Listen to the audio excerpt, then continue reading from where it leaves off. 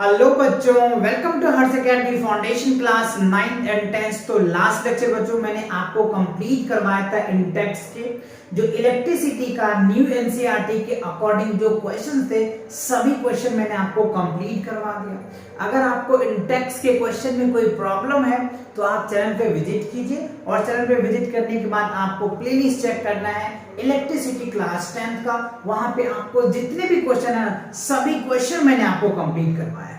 अगर आपने देख रखा है तो वेल एंड गुड, बहुत अच्छी बात है। तो आज बच्चों हम कवर करने वाले हैं वन शॉट लेक्चर से आपके कंप्लीट क्वेश्चंस होंगे क्लास 10th का। साइंस जो है बच्चों वो टेक्स्ट बुक एक्सरसाइज के क्वेश्चंस है और क्वेश्चन जो 1 से लेकर के 8 तक जितने भी है ना, सारे क्वेश्चन को कवर करेंगे और उसमें जो जो फॉर्मूलेज है ना, वो सारे फॉर्मूले मैं आपको बताऊंगा, एक एक पॉइंट बताऊंगा जिससे कि आपको कोई डाउट नहीं रहेगा।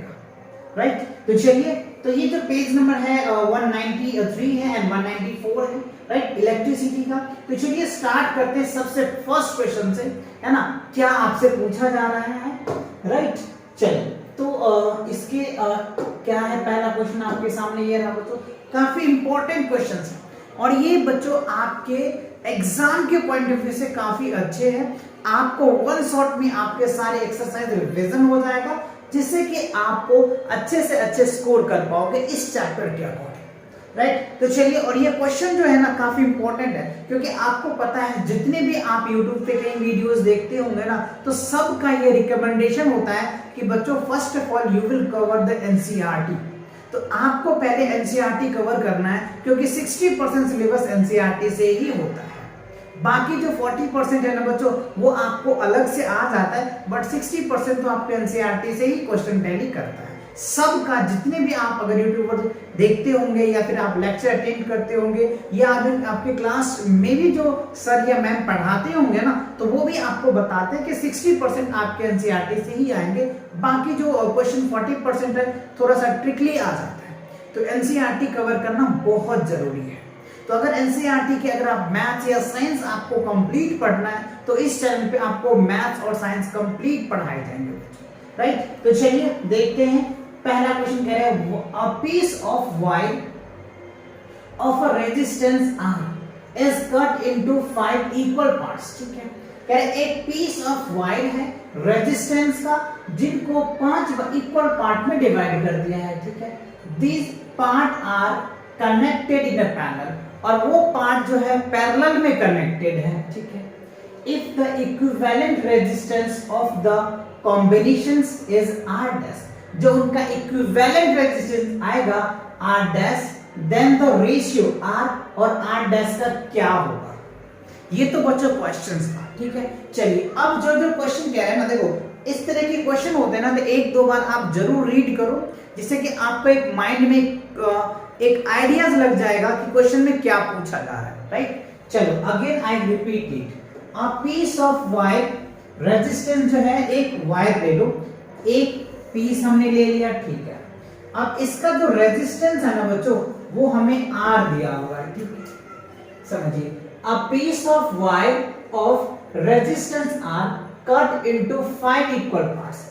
अब इस वायर को 5 इक्वल पार्ट में काट दिया, 1 2 3 4 और ये 5 पार्ट आपके बन गए। तो 5 इक्वल पार्ट में क्या किया, डिवाइड कर दिया। ठीक है, तो आपको पता है ये टोटल 5 इक्वल पार्ट है, तो ईच पार्ट क्या होगा, r/5 हो जाएगा, है ना। ये क्या हो जाएगा, r/5 हो जाएगा, ये भी क्या होगा, r/5 हो जाएगा, इवन ये भी क्या होगा, r/5 होगा, और ये भी क्या होगा, r/5 होगा। ऐसा क्यों हुआ, देखो टोटल यहां से यहां क्या है, 5, एक r है उसको 5 भागों में बांट दिया है और फिर आप इसको ऐड करोगे तो r ही निकल के आ जाएगा। मतलब r को, एक लंबा r को 5 पार्ट में डिवाइड कर दिया। ठीक है, ये कह रहा है, तो यहां तक हमने लिख दिया। अब कह रहा है these part are in the connected in parallel. अच्छा, अब ये जो पार्ट है ये अलग अलग है। जैसे मान के चलो हम इसको r1 मान लेते हैं, r1 क्या हो गया हमारा, r/5 आ गया। ठीक है, अच्छा, फिर अगर मैं r2 की बात करूं, क्योंकि सब तो इक्वल ही है बच्चों, तो r/5 आ जाएगा। और अगर मैं r3 की बात करूं तो ऊपर ये भी क्या होगा, r/5 ही होगा। और जब मैं r4 की बात करूं तो ऊपर भी क्या होगा, r/5 होगा। और जब मैं R5 की बात करूं तो ऊपर भी क्या होगा R/5 ही आएगा। क्यों? क्योंकि 5 इक्वल पार्ट में तोड़ दिया। ठीक है, अब देखिए हमें कह रहा है कि ये जितने भी है ना they are connected in parallel. अब आपको पैरेलल की फॉर्मूले आनी चाहिए। तो बच्चों पैरेलल की फॉर्मूले है, आप चाहते यहां पे मैं लिख देता हूं, लिख लीजिए 1p, यानी पैरेलल का फॉर्मूला क्या होता है 1/R1 प्लस 1 बाय क्या होता है R2 प्लस क्या होगा बच्चों 1/R3 एंड सो ऑन। आपके पास 2 दे रखा है तो इस तरीके 2 आप ले लो, 3 दे रखा है तो 3, 4 है तो 4 आप बढ़ाते चले जाओ। तो ये इक्विवेलेंट निकालने का फॉर्मूला है। ठीक है, पैरेलल का। ठीक है, तो अब इन सभी को कनेक्टेड करना है, पैरेलल में क्या करना है कनेक्ट करना है। ठीक है, अच्छा एक चीज और मैं आपको बताऊं। ठीक है, ये आ गया। अच्छा तो अब इन सभी को क्या करो सोल्व करो, इस फॉर्मूले पे लगाओ। तो अगर हम R डैश कह रहे हैं बच्चों, क्या कह रहे हैं हमें यहाँ पे जो कॉम्बिनेशन कर रहे हैं इनको हमें कह रहा है कि R डैश लो। हम RP भी ले सकते हैं, R डैश भी ले सकते हैं, आपको जो लेना है आप ले लीजिए। राइट, चलो तो फॉर्मूला लिखते हैं 1/R1 plus 1/R2 plus 1/R3 plus 1/R4 plus 1/R5। ठीक है, तो ये हमें 5 इक्वल पार्ट में था, हमने लिख दिया। ठीक है, अब क्या करना है जी। ठीक है, अब देखो R1 की वैल्यू क्या हमारा R/5 है, क्या है यहाँ पे R/5 है। ठीक है, फिर सेम बच्चों इसका भी वही होगा R/5 हो गया, फिर प्लस 1 R/5 हो गया। ठीक है, फिर प्लस यानी R/5 हो गया। ठीक है, फिर यहाँ पे क्या होगा बच्चों 1 R/5 आ गया। ठीक है, तो ये हमारा वैल्यूज आ गया। अब अगर मैं इनको रिवर्स करूंगा ना तो ये जो रिजल्ट हमारा बनेगा 5 ऊपर चला जाएगा, 5/R हो जाएगा प्लस 5, यानी ये 5 ऊपर चला जाएगा तो इस तरीके से ये आ जाएगा। ठीक है, आपको ऐसे ही कर लेना है ना। कई बच्चे क्या करते हैं डायरेक्ट सॉल्व कर देते हैं। बच्चों डायरेक्ट सॉल्व करने से ना आपकी क्या है लॉस है, आपको ये पता नहीं चलेगा कि कौन सा आंसर है कौन सा आंसर नहीं है। तो आप एमसीक्यूज क्वेश्चन को अच्छे से पहले सॉल्व कीजिए, जिससे कि आपको जो मार्क्स है ना वो 100% परफेक्ट हो जाएगा कि ये मार्क्स आपको पक्के मिलेंगे, पक्का वाला जिसको कहते हैं ना। तो ये है। ठीक है, अच्छा अब आप इनको सॉल्व करो। तो जब आप इनका एलसीएम लोगे बच्चों R का, तो एलसीएम क्या होगा R आएगा, और डिवाइड करोगे तो 1 आएगा। तो सेम आप यहाँ पे लिख सकते हो 5 प्लस 5 है ना, 4 टाइम्स हो गया और ये 5। तो फाइनली जब आप इनको सॉल्व करोगे तो क्या आ जाएगा 25 बाय क्या हो जाएगा R आ जाएगा। ठीक है, अच्छा तो अब जो हमारा ये वैल्यूज आ गया तो मैं थोड़ा यहाँ पे इसको लिख देता हूं, क्या 1/R dash equals to 25/R आ गया। ठीक है, अब आप समझिए हमें क्या कह रहे हैं, then the ratio R/R dash है। तो ये वाला पार्ट को इधर लेकर के आ जाओ। ठीक है ना, तो देखो हमारा क्या बन जाएगा R अपॉन में R डैश इक्वल्स टू क्या होगा 25, और ये 1 को इधर लेके आ जाओ। तो क्या बन जाएगा हमारा रेशियो जो होगा 25:1। तो बट ऐसा तो फॉर्मेट में है नहीं, तो सिर्फ आप डिवाइड लिख दीजिए 25। तो that is the answer of this question. Right, इसमें कौन सा पार्ट है बच्चों C है, तो C is the right answer. देखो ऐसे ही सॉल्व करना बच्चों, ऐसे सॉल्व करोगे ना तो आपको देखो अब तो आपको ये क्वेश्चन, अगर ये क्वेश्चन आपसे पूछ लिया जाए तो अब तो 100% श्योर हो कि अगर ये 2 मार्क्स के तो 2 मार्क्स तो फिक्स है आपके। तो इसीलिए एमसीक्यूज को पहले सॉल्व कीजिए, सॉल्व करने के बाद आप टिक लगाइए। राइट, चल तो आई होप ये क्वेश्चन क्लियर हो गया, आप इसको नोट कर लीजिए। चलिए बढ़ते हैं नेक्स्ट क्वेश्चन पे। अच्छा नेक्स्ट क्वेश्चन देखो क्या कह रहा है, question number 2, which of the following terms does not represented electrical power in the circuit. देखो हमने यहाँ पे आपको एक चार्ट दिखाया है, इससे आप कितने फॉर्मूले क्रिएट कर सकते हैं। मोस्टली देखो आप पावर का फॉर्मूले यहां से यहां वाला राउंड में ले सकते हैं। ठीक है, यहां से देखो एनर्जी का लिख सकते हैं ना, यहां से फिर आपका रेजिस्टेंस का है बच्चों, और यहां से आप करंट का बना सकते हैं। ठीक है, तो हमें तो क्या कह रहे हैं यहाँ पे पावर का फॉर्मूला लेना है, सिर्फ ओनली पावर का। तो डू यू नो पावर का फॉर्मूला आपने पढ़ा होगा, V इक्वल्स टू I होता है। पावर इक्वल्स टू क्या होगा, पोटेंशियल डिफरेंस इनटू I होता है, ठीक है। चलो, तो एक फॉर्मूला आपको यहाँ पे दिख जाएगा पावर का जो फॉर्मूला है वो क्या दिखेगा यहाँ पे, अच्छा देख लो, V इक्वल्स टू I है। अच्छा, पावर का V इक्वल्स टू I, ये देखो ये फॉर्मूला है बच्चों, ओके। अब आप क्या करेंगे, दूसरा फॉर्मूला इसमें देखिए, दूसरा फॉर्मूला, डू यू नो एक फॉर्मूला आपने ये पढ़ा है, V इक्वल्स टू IR होता है, ठीक है जी सर। V इक्वल्स टू क्या होता है, IR होता है, ओके। तो अगर हम यहाँ पे V के जगह पे I और R डाल दें, और I तो क्या निकल के आ जाएगा, I स्क्वायर R, एक फॉर्मूला ये आपका निकल के आ गया, I स्क्वायर R गया, ठीक है। अच्छा, अब अगर मैं यहाँ पे I के जगह पे क्या लिख दूं, V बाय R लिख दूं, ठीक है, तो हमारा फॉर्मूला क्या बनेगा देखो, तो हम क्या करना है, V और I के जगह पे V इंटू R, तो हमारा क्या फॉर्मूला बनेगा, V स्क्वायर R बनेगा, ठीक है। तो फाइनली हमने जो पावर का फॉर्मूला ड्राइव किया, V इंटू I एक फॉर्मूला किया, फिर क्या किया, I स्क्वायर R किया, फिर क्या किया, V स्क्वायर अपॉन में R किया। देखो ये तीन फॉर्मूला तो आपको ड्राइव हो गया। अब ये इसमें टैली कीजिए, I स्क्वायर R, यस बच्चों ये है, ठीक है, ये होता है। उसके बाद फिर कह रहे हैं V equals to IR, yes ये भी हो गया बच्चों, ये भी होता है, ठीक है। तीसरा क्या है, V स्क्वायर R ये भी है। तो आपको कौन सा दिख रहा है, हमें क्या कह रहा है, which term यानी which of the following terms does not represent electrical power, इस चारों में से कौन सा इलेक्ट्रिकल पावर को रिप्रेजेंट नहीं कर रहा है। तो बच्चों आपने देखा तीन फॉर्मूला मैंने ड्राइव करके दिखा दिया आपको, तीनों फॉर्मूलेज आ गए आपके, तो आया कौन नहीं, ये होगा B। तो B is the right answer, यानी B जो है वो गलत है, I R स्क्वायर नहीं होता है, I स्क्वायर R होता है जो यहाँ पे करेक्ट था, ठीक है ना। तो B आपका क्या होगा, राइट आंसर। ये फॉर्मूला ड्राइव करना आपने सीख लिया, अच्छे से समझ में आ गया। इसी तरीके से बच्चों क्वेश्चन को एकदम डिटेल्स तोड़ो, जितना तोड़ोगे ना बच्चों उतना ही सीखोगे आप, उतने ही साइंस को आप अच्छे से समझ पाओगे, है ना, उतने ही क्वेश्चन आप कर पाओगे अपने आप से, राइट। चलो तो क्वेश्चन, सेकंड क्वेश्चन क्लियर हुआ। इससे आप बहुत सारे फॉर्मूले बना सकते हैं। अगर आपको इससे फॉर्मूला बनाना आता है तो बनाइए, और नहीं आता है तो आप कमेंट सेक्शन में कमेंट से भर दीजिए कि सर आप इससे फॉर्मूले, इस चक्र से आप सारे फॉर्मूले ड्राइव करके दिखाइए। तो मैं बच्चों एक सेपरेट वीडियो लेकर के आऊंगा जहां पे ये जो आप चक्र देख रहे हो ना, है ना, इससे मैं आपको बहुत सारे फॉर्मूले ड्राइव करके दिखाऊंगा, बहुत सारे फॉर्मूले प्रूफ करके दिखाऊंगा, और चुटकियों में आप उन सबको याद भी कर पाओगे। चलिए तो बढ़ते हैं, आज सेकंड क्वेश्चन हो गया, थर्ड क्वेश्चन की तरफ देखते हैं।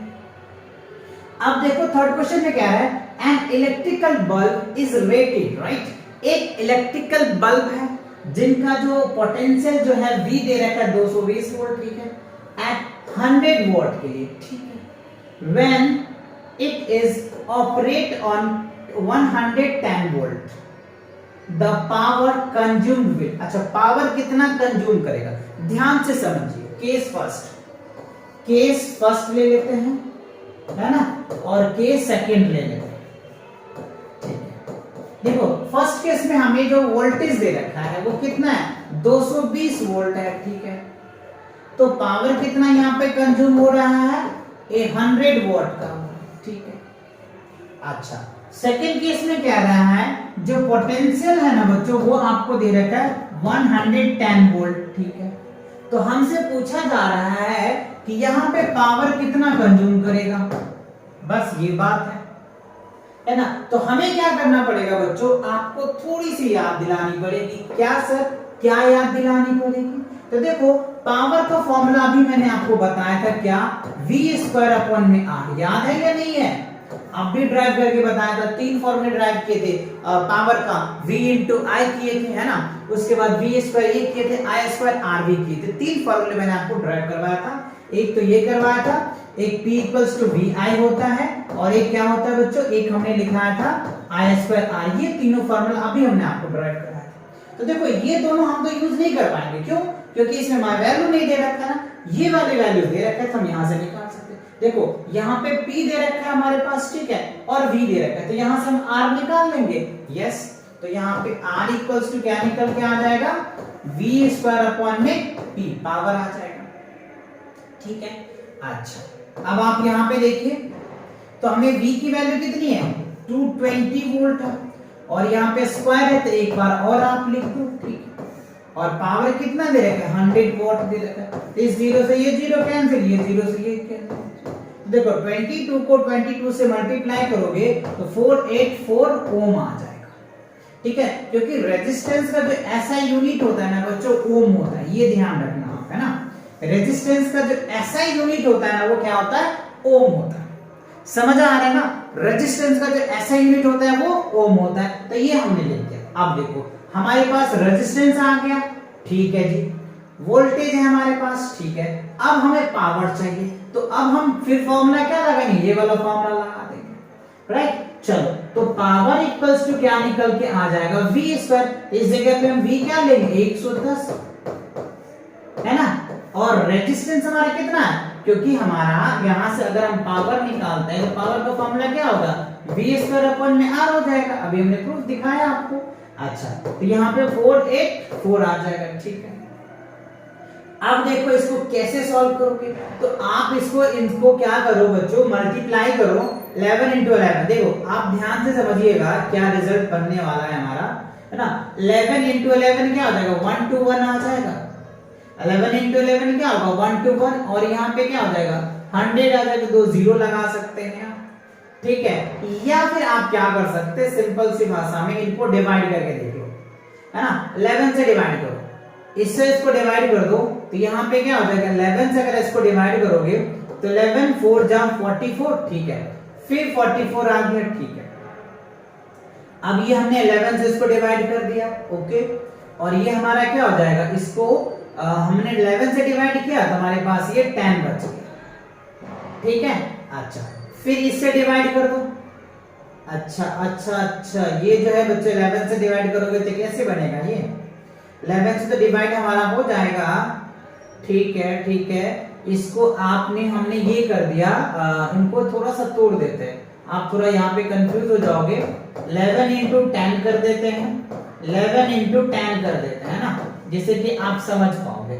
11 10 जा 110, 11 10 जा 100, अब समझ में आ जाएगा आपको अच्छे से, है ना, नहीं तो वहां पे थोड़ी सी कंफ्यूजन हो जाती है आपको। देखो 11 से इसको डिवाइड करोगे तो कितना आ जाएगा, 44 हो जाएगा, ठीक है, 44 आ जाएगा सर। फिर आप इसको 11 से डिवाइड करोगे तो क्या आ जाएगा, 4 आ जाएगा, ठीक है।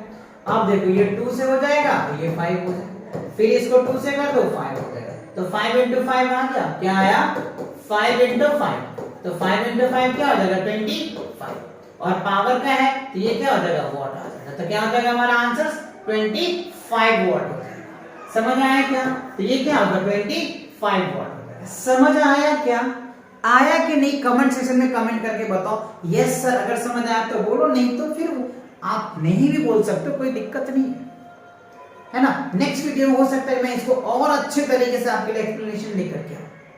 आई होप मेरे हिसाब से समझ आ ही गया होगा, क्योंकि इतनी डिटेल्स आपको करवा रहे हैं तो अच्छे से समझ आ ही गया होगा, राइट। चलो, तो ये क्लियर हो गया, आप इनके स्क्रीनशॉट ले लो। चलो बढ़े नेक्स्ट क्वेश्चन की तरफ। ओके, चलो नेक्स्ट क्वेश्चन देखते हैं क्या है।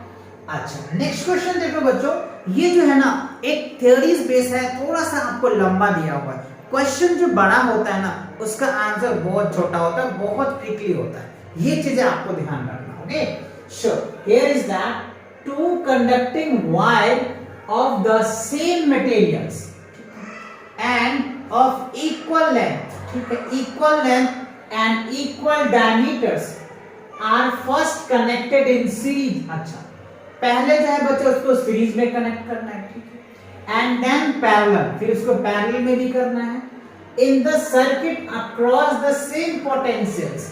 अच्छा, उसका जो पोटेंशियल है ना वो भी बच्चों सेम है, ठीक है। The ratio of the heat produced in series and parallel combination would be. अच्छा देखो, ये सारी बातें को हमें कह रहा है, हीट को पूरा कन्वर्ट किस में कर रहा है हमें, ये जो है हीट के टर्म में हमें पूछा जा रहा है।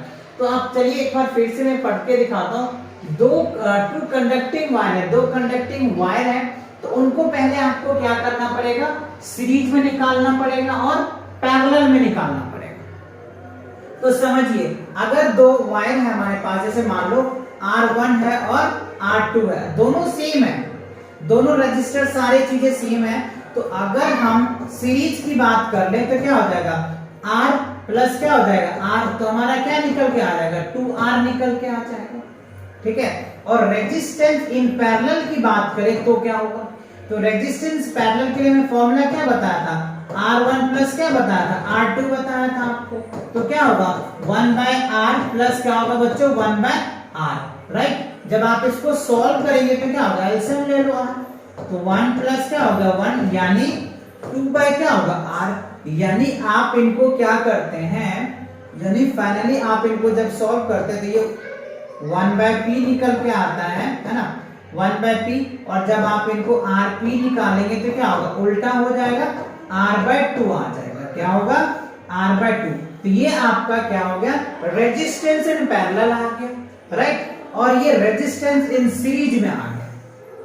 ठीक है, ये रेजिस्टेंस का ही कमाल है और कुछ भी नहीं है, ये रेजिस्टेंस आ गया। अब देखिए, आपको ये याद होनी चाहिए हीट का फॉर्मूला, राइट। देखो हीट का फॉर्मूला की अगर मैं बच्चों बात करूं, क्योंकि यहाँ पे कह रहा है ना कि द रेशियो हमें निकालना क्या है, the ratio of heat produce series and parallel, तो हीट इन सीरीज ले लेते हैं और हीट इन पैरेलल ले लेते हैं। तो पहले इन दोनों की बात अगर मैं करूं तो देखो इसका सिंपल सा फॉर्मूला है, फॉर्मूला मैं प्रूफ करके थोड़ा सा दिखाऊं आपको, है ना, यहां दिखा देता हूं, देख लो I equals to H equals to क्या होता है बच्चों, I स्क्वायर RT होता है, ये समझिए पहले फॉर्मूला।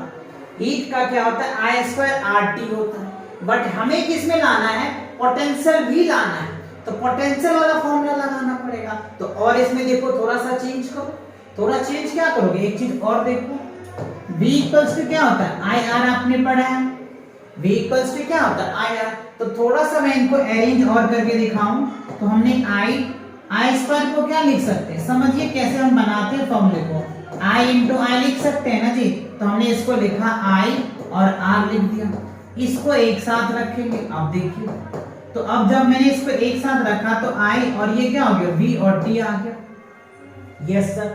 तो ये बात हमारा एक फॉर्मूला ये बन गया इसका, ठीक है।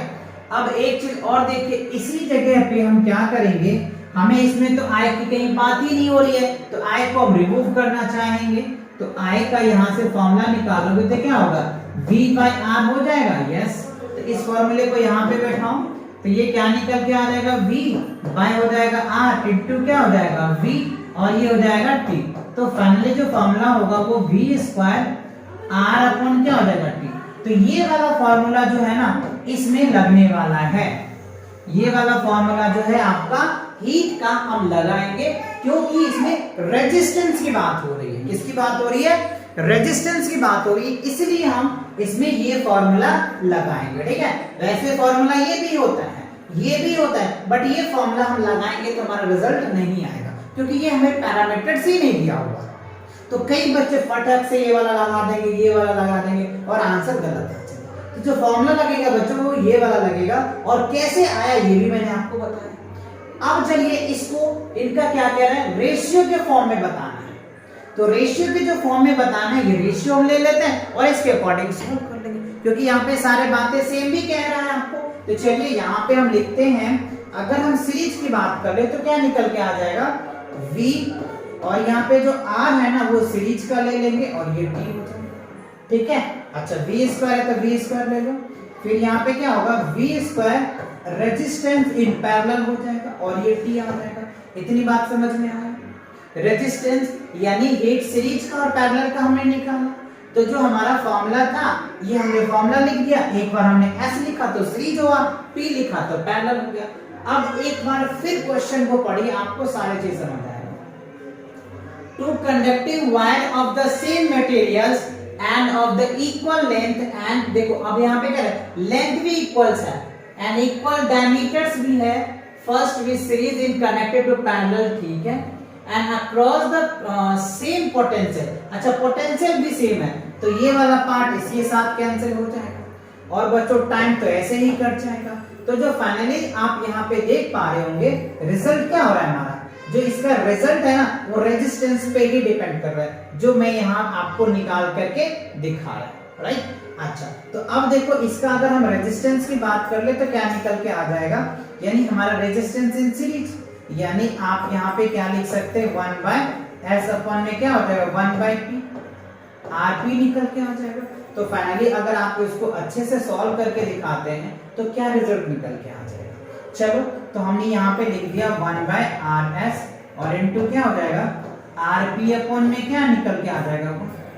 तो अब यहाँ पे वैल्यू पुट कीजिए तो 1/2r इनटू क्या हो जाएगा बच्चों r अपॉन में क्या हो जाएगा 2, तो r से r खत्म हो जाएगा तो 1/4, दैट इज कॉल्ड 1/4 आ जाएगा, 1/4 आ जाएगा।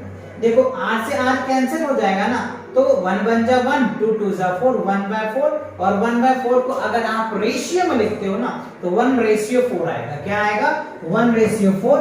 सो C is the right answer, C is the right answer. Understand, यही इज द राइट आंसर। जो बोलना चाहो बोल दो, नो प्रॉब्लम, है ना। क्लियर हुआ, समझ आ गया आपको। तो इस तरीके से बच्चों ऐसे क्वेश्चन को ऐसे ही आपको सॉल्व करना है, और सॉल्व करने के बाद आप रिजल्ट चेक करोगे तो आपको एकदम खुशी मिलेगी। यस, हमने जो कैलकुलेशन किया है ना दैट इज द परफेक्ट, ये जो है ना परफेक्ट कैलकुलेशन था और ये हमारा आंसर भी आया, तो बहुत खुशी मिलेगी अंदर से। आई होप ये क्वेश्चन क्लियर हो गया आपका। चलिए तो बढ़ते नेक्स्ट क्वेश्चन पे, देखेंगे क्या कह रहे हैं। अच्छा, नेक्स्ट क्वेश्चन देखो क्या कह रहे हैं बच्चों, how is a voltmeter, अच्छा how is voltmeter connected in circuit to measure the potential difference between two wings। अच्छा, मान के चलो एक सर्किट है ना, एक सर्किट ले ले क्या, चलो सर्किट ले लेते हैं। ये हमने ले लिया एक रेजिस्टर, ठीक है। अब हमने यहाँ पे लगा दिया वोल्टमीटर, है ना, यहाँ पे क्या लगा दिया वोल्टमीटर। तो अब आप यहाँ से हमने करंट इसमें पास करवाया, ये प्लस ये माइनस का हो गया, ये रिजल्ट। अब यहाँ पर देखो ये हमारा क्या है रेजिस्टेंस, ठीक है। रेजिस्टेंस में जो पोटेंशियल्स है ना, how is potential connected in the circuit to measure the potential difference between two, यानी इस पॉइंट का और इस पॉइंट का, अगर पॉइंट ए और पॉइंट बी का जो पोटेंशियल मेजर करेंगे, पोटेंशियल मीटर लगाते हैं, तो potential meter always connected in parallel. तो यहाँ पे हम ये कह सकते हैं जो पोटेंशियल्स है ना, potential is always ALWA always connected in parallel. ये क्या होता है बच्चों, पैरेलल में कनेक्टेड होता है, जिससे कि हम किसी भी 2 पॉइंट्स का पोटेंशियल इजी फाइंड आउट कर पाते हैं या उसका कैलकुलेशन कर पाते हैं। क्लियर हुआ। तो ये आपको बस एक लाइन के डेफिनेशन से आपको लिख देना था सिंपल कि पोटेंशियल जो होता है ना, potential always connected in parallel combinations, right. ये आपको ध्यान रखना है, और ये फिगर में भी आप देख पा रहे होंगे। चलिए नेक्स्ट क्वेश्चन देखते हैं क्या कह रहा है। नेक्स्ट क्वेश्चन में कह रहा है a copper wire has diameter. ये बच्चों काफी इंपॉर्टेंट क्वेश्चंस है, आप चाहे तो इनको वीवीआई भी कर सकते हो। ये क्वेश्चन आपको पूछे जा सकते हैं एग्जाम्स में, या इस तरह के इस क्वेश्चन पे सिर्फ वैल्यू चेंज हो सकता है बहुत ज्यादा, अगर थोड़ा सा हो सकता है डायरेक्टली पूछ ले, क्योंकि एनसीईआरटी क्वेश्चन डिट्टो आ जाता है। कभी कभी हो सकता है कि वैल्यू चेंज कर दे, तो आप उनका कंफ्यूज मत होना, बट प्रैक्टिस जरूर करना है ये वाले क्वेश्चन को अच्छे से। चलिए देखिए, a copper wire has diameters. एक कॉपर वायर है जिसका डायमीटर जो है ना 0.5 मिलीमीटर्स है, एंड रेजिस्टिविटी जो है ना 1.6 into 10⁸ ओम मीटर है। Okay, what will be the length of this wire to make a resistance 10 ohm? How much does the resistance change if the diameter is double. अच्छा देखो, इस question में आपसे 2 question पूछा जा रहा है। पहले आपसे लेंथ पूछा जा रहा है, दूसरे ये पूछा जा रहा है कि अगर मैं जो डायमीटर को डबल कर दूंगा तो रेजिस्टेंस पे क्या इफेक्ट पड़ेगा। तो 2 क्वेश्चन पूछा जा रहा है आपसे। तो चलिए पहला क्वेश्चन को सॉल्व करते हैं हम लोग। फर्स्ट में आपको क्या क्या दिया है वो देख लेते हैं। देखो डायमीटर्स आपको दिया है, डायमीटर क्या दे रखा है बच्चों 0.5 मिलीमीटर, ठीक है। तो मिलीमीटर को अगर आप मीटर में चेंज करोगे तो 0.5 into 10 to the power 3 metre आ जाएगा। ठीक है, तो 0.5 10 टू द पावर 3 मीटर आ गया। ठीक है, अच्छा यहाँ पे देखो रेजिस्टिविटीज आपको दे रखा है। रेजिस्टिविटी कितना है 1.6 into 10 to the power -8 ohm meter है। ठीक है, अच्छा और क्या दे रखा है, रेजिस्टेंस दे रखा है आपका। रेजिस्टेंस कितना है, रेजिस्टेंस जो है आपको 10 ओम दे रखा है। ठीक है, पहले में आपसे पूछा भी जा रहा है, एल पूछा जा रहा है। ठीक है, तो देखो एक फॉर्मूला होता है, आपको याद होगा I think, resistance equals to क्या होता है, रो एल बाय ए होता है ना।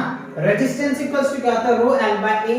तो हमें तो एल चाहिए, तो एल अगर आपको निकालना है तो क्रॉस मल्टीप्लाई कर दो इससे इसको इससे इसको, तो L बराबर क्या निकल के आ जाएगा बच्चों, रेजिस्टेंस इंटू ए, और यहाँ पे क्या हो जाएगा, रो आ जाएगा। तो ये जो ए जो है ना, ये एरिया है बच्चों, ये क्या है, एरिया। तो एरिया कैसे निकालेंगे वो देख लो। तो एरिया क्या हो जाएगा, पाई डी स्क्वायर अपॉन में क्या हो जाएगा 4। ये आप एरिया निकाल सकते हैं।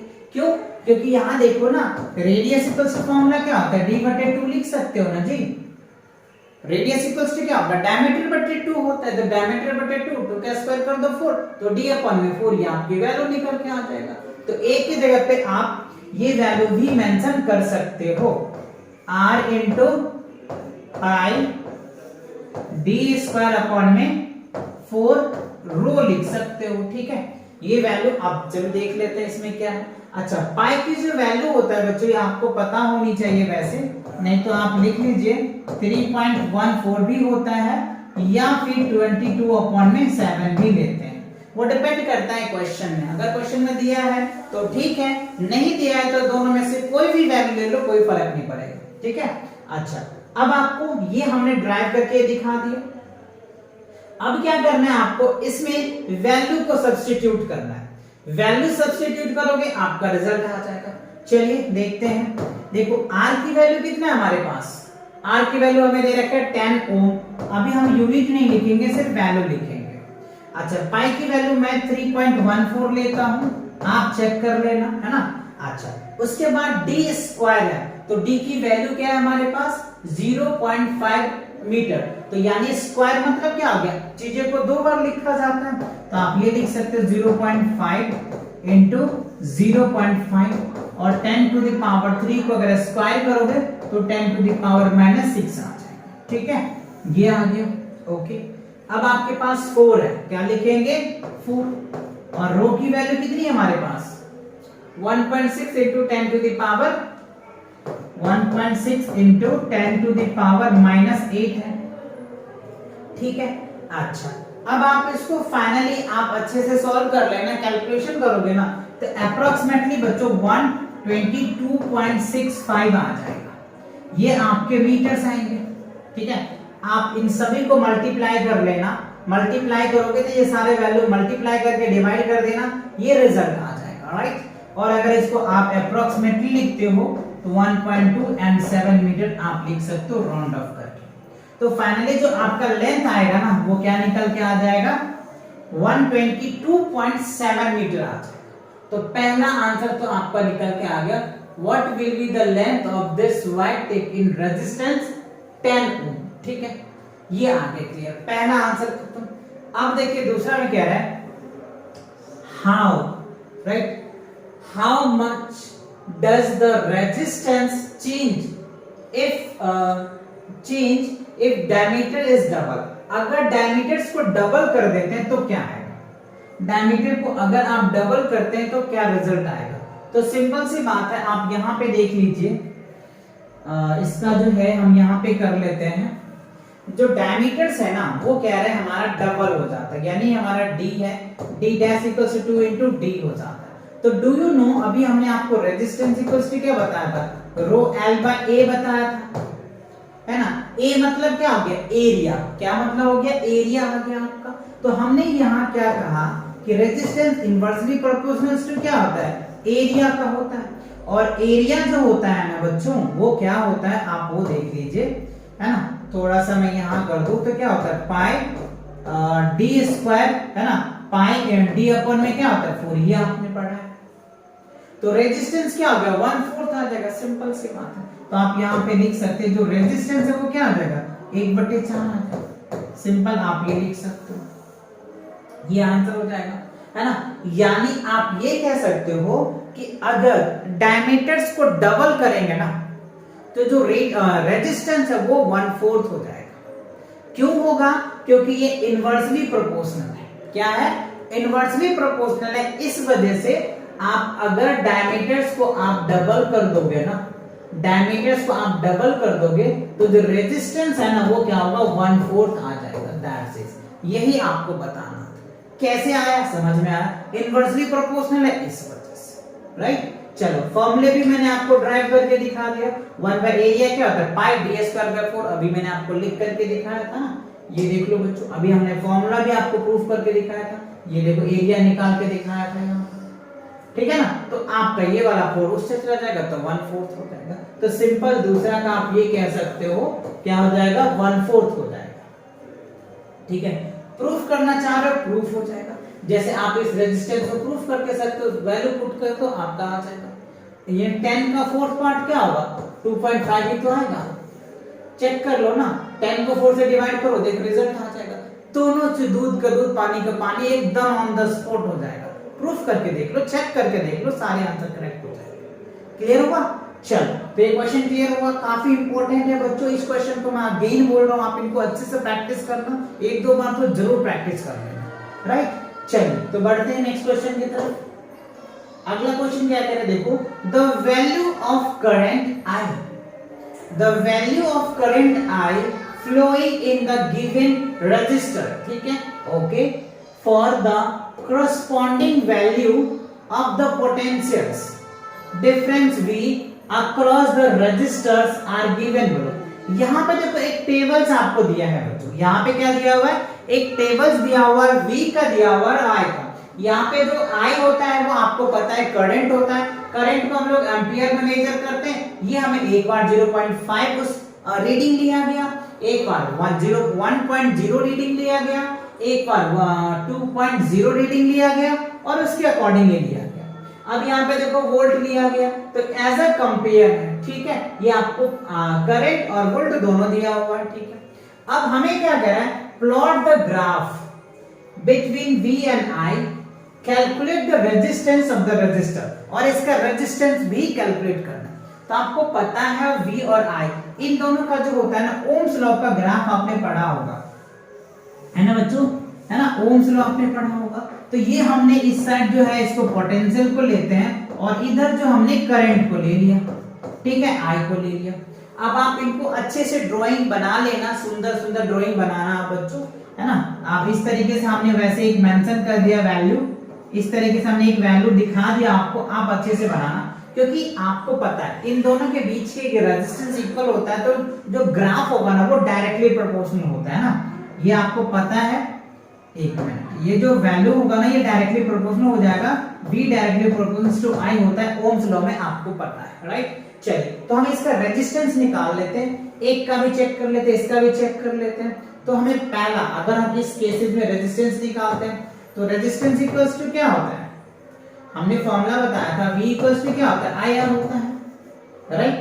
तो R इक्वल्स टू क्या हो जाएगा V अपॉन में I हो जाएगा, है ना। तो V की वैल्यू कितना है 1.6 और I कितना है 0.5 है, पॉइंट को हटा दो, खत्म। तो ये क्या हो जाएगा 16 अपॉन में क्या हो जाएगा 5। अब इसको डिवाइड कीजिए तो 5 3 सा 15, 5.2 मतलब क्या हो गया 3.2, इसका क्या हो जाएगा रेजिस्टेंस निकल के आ गया, ठीक है। यानी हमने यहाँ पे जो रेजिस्टेंस निकाला ना, इसका जो रेजिस्टेंस आया वो कितना आया 3.2 आया। अब इसका भी चेक करके देख सकते हैं, इसका भी चेक करेंगे तो क्या होगा, ऑब्वियसली इसको डिवाइड करो ना, 3 पॉइंट जो है ना बच्चों, लगभग आपका यही वैल्यू आएगा, 3.4 से डिवाइड करोगे ये आ जाएगा। फिर इसको इस तरीके से आपने देखा कि कैसे ये दोनों प्रोपोर्शनली में जा रहा है, क्या हो रहा है प्रोपोर्शनली में जा रहा है। तो हमारा ये क्या होगा 3.6 और मैक्सिमम निकालना है तो आप इसको डिवाइड करके निकाल सकते, है ना। 13.2 को 4 से डिवाइड कर दो, आपका रेजिस्टेंस निकल के आ जाएगा। चलिए आप यहाँ पे भी देख सकते हैं R इक्वल्स टू क्या होगा 13 R इक्वल्स टू यहाँ पे वैल्यू आप पुट ऑन कर सकते हैं, राइट। R इक्वल्स टू जो वैल्यू है हमारा वो रेजिस्टेंस इक्वल्स टू क्या होगा V अपॉन में I। तो अब यहाँ पे देखो 13.2 अपॉन में क्या करो 4, आपका रिजल्ट आ जाएगा, है ना। यहाँ पे अगर 4 दिया 12, है ना, और उसके बाद क्या हो जाएगा आपका 6 7 समथिंग कुछ आता है, तो इस तरीके से आ जाएगा। तो ये आपका मैक्सिमम रेजिस्टेंस निकल के आ जाएगा इस वैल्यू के अकॉर्डिंग। तो ये बहुत इजी है, ओम्स लॉ से आप अच्छे से ड्राइव करके निकाल सकते हैं आप, लेकिन अच्छे से ग्राफ बनाना बच्चों, है ना, क्योंकि आपको इस ग्राफ के भी मार्क्स मिलेंगे। मुझे तो मार्क्स मिलेगा नहीं, मैं तो आपको एक समझाने के वे में हमने बना दिया। आप अच्छे से स्केल से बनाना, पेंसिल से बनाना, पेन से मत बनाना, पेंसिल से बनाना, और वहां पे मार्क जरूर कर देना कि ये इधर हमने I को लिया, इधर हमने V को लिया। I इज द, आपको पता है ये क्या है, करंट है, V क्या है हमारा पोटेंशियल है, ठीक है, क्लियर हुआ। चलो नेक्स्ट क्वेश्चन देखते हैं क्या है। नेक्स्ट क्वेश्चन यहाँ पे देखो क्या है, व्हेन अ 12 वोल्ट बैटरी, एक 12 वोल्ट की बैटरी है, is connected across unknown resistors, ये बैटरी किसी अननोन रजिस्टर से कनेक्टेड है, okay. There is a current of 2.5 milli amperes, current जो है हमें दे रखा है 2.5 milli amperes in the circuit, find the value of resistance of the resistors. तो उस रेजिस्टेंस का रजिस्टर का रेजिस्टेंस हमसे पूछा जा रहा है। तो चलिए कोई बात नहीं, V हमें दे रखा है कितना, 12 वोल्ट दे दिया, ठीक है। करंट हमें कितना दे दिया बच्चों, करंट जो है वो हमें दे दिया 2.5 मिली एम्पियर दिया हुआ है, ओके। अच्छा, अगर 2.5 को हम मिली एम्पियर को चेंज करेंगे तो 10 टू द पावर 3 ये हमारा आ जाएगा, ओके। अब हमें क्या है, इन the circuit find the value of resistance, R हमें चाहिए, क्या चाहिए, R चाहिए। तो देखो बच्चों V पता है हमें, I पता है, तो ओम्स लॉ लगा दो, है ना। तो V इक्वल्स टू क्या होता है, IR होता है। V इक्वल्स टू IR का फॉर्मूला आपने पढ़ रखा है, राइट। तो R इक्वल्स टू क्या हो जाएगा, V अपॉन में I हो जाएगा। तो V की वैल्यू हमारे पास कितना है, 12 वोल्ट है, तो यहाँ पे हम क्या लिखेंगे 12 वोल्ट, और I कितना हमने निकाला 2.5 इंटू 10 टू द पावर -3 है, मिली है तो माइनस ही होगा, ठीक है। अच्छा, इस पॉइंट को उठा के ऊपर लेके जाओ, पॉइंट हटाओगे ऊपर जाएगा, 0 आ गया, तो हमारा कितना आ गया, 120 अपॉन में क्या हो जाएगा 225, और ये माइनस है, ऊपर लेके जाओगे तो क्या होगा, प्लस का आ जाएगा। अब इससे इसको डिवाइड करो, है ना, 25 से 20 को 120 को डिवाइड करो तो क्या रिजल्ट आता है पता चल जाएगा। 25 चौका 100 आ गए बच्चों, ठीक है, ये हमने लिख दिया 0 और ये 2, ठीक है। अच्छा, ये पॉइंट लगा, 25 8 हो जाएगा 200, ठीक है। ये 4.2 हमारा जो रिजल्ट आ रहा है वो क्या आ रहा है, 4.8 आ रहा है इंटू 10 टू द पावर 3 आ रहा है, ठीक है। अब अगर इनको स्टैंडर्ड फॉर्म में लगाओ तो 4800 ये आपका ओम आ जाएगा, ये आपका क्या होगा फाइनली रेजिस्टेंस आ जाएगा। देखो 10 टू द पावर 3 का मतलब क्या होता है, 1000 होता है, तो 4.8 को आप यहाँ पे समझिए, कई बच्चे यहाँ पे कंफ्यूज हो जाएगा कि sir 4.8 into 10 to the power 3 को आपने इतना कैसे लिख दिया। तो देखो हमने 4.8 को क्या किया, 10 टू द पावर 3 है तो 1 पे क्या होगा 3 0 हो जाएगा। अच्छा, इस पॉइंट को हमने हटा दिया तो नीचे 10 आ जाएगा, इस 0 से ये 0 खत्म। अब बताओ 48 इंटू 100 को करोगे तो क्या आ जाएगा, 48 और 00 आ जाएगा ना। मैंने क्या लिखा, 4 0 लिखा, यही लिखा ना, तो यही आपका आंसर है। तो यहाँ मैंने थोड़ा सा शॉर्टकट मार दिया कि आपको आता होगा, बट आप तो अच्छे ठहरे तो आपको दिक्कत भी हो सकती थी, तो मैंने ये सॉल्व करके भी दिखाया। तो इसी तरीके से बच्चों क्वेश्चन के जड़ तक पहुंचो, उनके सारे कैलकुलेशन को देखो, फिर आपको बहुत मजा आएगा फिजिक्स सॉल्व करने। फिजिक्स जो है ना एकदम बच्चों आपको बहुत इजी लग जाएगा। अगर आप ये बेसिक कैलकुलेशन आपको अच्छे से आता है ना, तो फिजिक्स आपको एकदम हलवा लगेगा, बहुत इजी है, बहुत आसान है। आप देख पा रहे होंगे, है ना, कितने इजी आपके न्यूमेरिकल पूछते, और बहुत बच्चे को तो एकदम फोबिया हो जाता है कि सर फिजिक्स में तो इतने न्यूमेरिकल्स है ना कि मुझे तो एकदम सॉल्व ही नहीं होता। तो आप देख पा रहे हो कितने इजी है, बस थोड़ा सा लॉजिक लगाना है, थोड़ा सी कैलकुलेशन आपको आनी चाहिए, फिर आप तो बहुत इजी से इन सभी क्वेश्चन को कर सकते हैं। चलिए तो बढ़ते हैं नेक्स्ट क्वेश्चन की तरफ। अगला क्वेश्चन यहाँ पे देखिए कह रहा है अ बैटरी ऑफ 9 वोल्ट, ठीक है, a battery of 9 volt is connected in series, ठीक है, resistance 0.2 ohms, 0.3 ohm, okay, 0.4 ohm, 0.5 ohm and 12 ohm respectively. How much current would flow through the 12 ohm resistor? तो क्या है 12 ohm रेजिस्टर से current कितना flow करेगा ये आपको बताना है, ठीक है। तो देखो आपको अलग अलग रेजिस्टेंस दे रखा है, ये दे रखा है, ये दे रखा है, अलग अलग रेजिस्टेंस दे रखा है और they are connected in series, ठीक है। तो चलिए जो दिया है पहले हम वो बातें लिख देते हैं। तो वोल्ट हमें V कितना दे रखा है 9 वोल्ट दिया हुआ है, ठीक है। अच्छा अब सीरीज R1 हमारा क्या दे रखा है पहले वो देख लेते हैं। R1 क्या दे रखा है 0.2 ओम दे रखा है। R2 की बात कर रहे हैं तो कितना है बच्चों 0.3 ओम है, ठीक। R3 जो है वो हमें दे रखा है 0.4 ओम दिया हुआ है। R4 की अगर मैं बात कर लूं तो 0.5 ओम दे दिया है और R5 की बात करूं तो ये क्या है 12 ओम दिया हुआ है, ठीक। They are connected in series, ये सभी क्या है कनेक्टेड सीरीज में। तो सीरीज के लिए आपको फॉर्मूला पता है क्या होता है बच्चों R1 प्लस R2 प्लस क्या होता है R3 R4 और R5। क्यों 5 हमने लिया सर क्योंकि 5 रजिस्टर था इसलिए 5। आपके पास 3 है तो आप 3 लेना, 2 है तो 2 उसके अकॉर्डिंग लिख लेना, है ना। चलिए तो अब ये सभी वैल्यू लिखेंगे 0.2 0.3 0.4 0.5 और 0.12 है, राइट।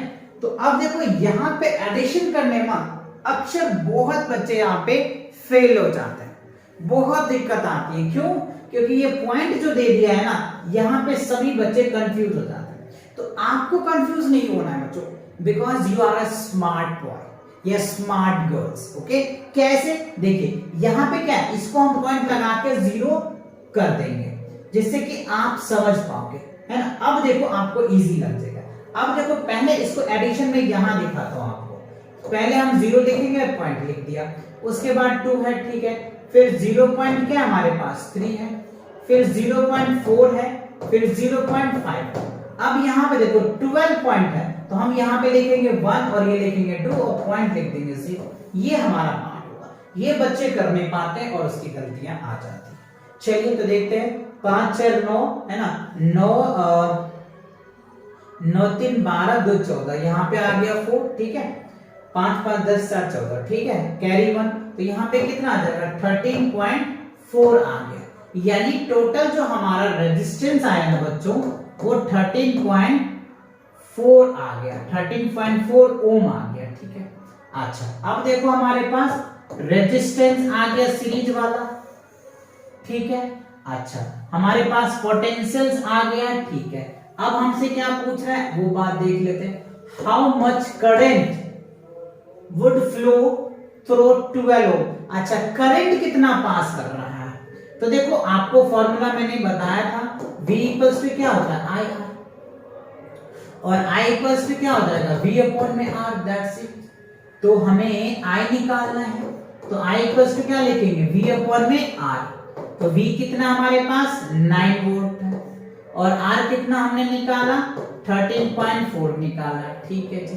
अब क्या करेंगे सर कुछ नहीं, डिवाइड तो करना ही पड़ेगा, पॉइंट पटा ऊपर 0 तो क्या होगा 90 अपॉन में 134 आ जाएगा, ठीक है। अब 90 को 134 से डिवाइड कर दूं तो 0 पॉइंट समथिंग आ जाएगा, है ना। क्या होगा 0 पॉइंट समथिंग, राइट। चलिए करके देखें क्या। चलो तो 90 को आप 900 बना दो और यहाँ पे 134 यानी 0 पॉइंट हमने ले लिया। अब देखो इसे कितने टाइम में लग जाएगा 30 3 90, 30 3 90, है ना। आप इनको अगर 6 से लगाओ, 6 से ट्राई करके देखते हैं, 134 6 से लगाओ तो 6 चौका 24 के 4 हो गया, हाथ में 2 है ना। 36 18 18 18 हो गया, 18 18 2 20 के 0 हाथ में, ठीक है हाथ में 2, ठीक है 6 2 8 8 आ गया। तो हम इससे आगे भी लगा सकते हैं, 7 लग जाएगा राइट। 7 लगा देंगे, 8 लगा देंगे तो ज्यादा हो जाएगा ना, 7 लगा देंगे तो 9 आ जाएगा। चलो 7 ही लगाते हैं, क्या लगाते हैं 7। 7 अगर हम लगाते हैं तो देखो क्या आता है, चेक कर लेते हैं एक बार और। 7 के 7 चौक 28 राइट, 28 आ गया, ठीक है ओके। 7 या 21 21 1 22 23 आ गया, ठीक है 7 2 9 983 राइट, ये लग जाएगा 9। अच्छा ये तो बच्चों 983 आ रहा है, 900 कैसे आ जाएगा 9, ये हो जाएगा आपका 7 के 7 चौक 28 के 8 आ गया हाथ में, तो 7 21 22 थे 7 2 9, ये बात तो बात बनने वाली है नहीं, तो 6 ही लगेगा बच्चों। यहाँ पे 804 आ जाएगा, क्या होगा 804 है ना। तो आप यहाँ पे क्या करेंगे तो ये हो जाएगा 6 और ये हो जाएगा 9 दैट 6, तो ये क्या होगा 96। तो आप यहाँ पे अप्रोक्सीमेटली क्या हमारा वैल्यू निकल के आ रहा है 0.8 एम्पियर आप ले सकते हैं। तो जो करंट है ना वो कितना आ रहा है 0.8 एम्पियर होगा, और भी कट सकता है।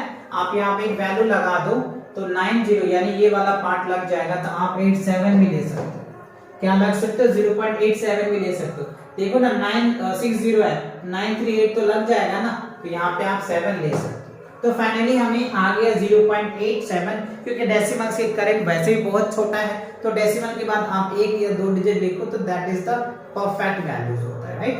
तो 2 वैल्यू हमने लिख दिया, ये हमारा आंसर आ गया, क्लियर। चलो तो बढ़े नेक्स्ट क्वेश्चन पे, आप इसको अच्छे से नोट कर लो या स्क्रीनशॉट ले लो, या इनका अगर आपको पीडीएफ चाहिए तो आप कमेंट सेक्शन में कमेंट कर देना बच्चों।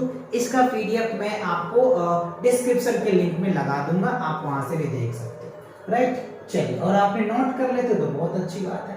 अच्छा अब देखिए हमारे पास क्वेश्चन क्या कह रहा है, how many 176 ohm resistors in parallel are required to carry 5 amperes on a 220 volt line, ठीक है।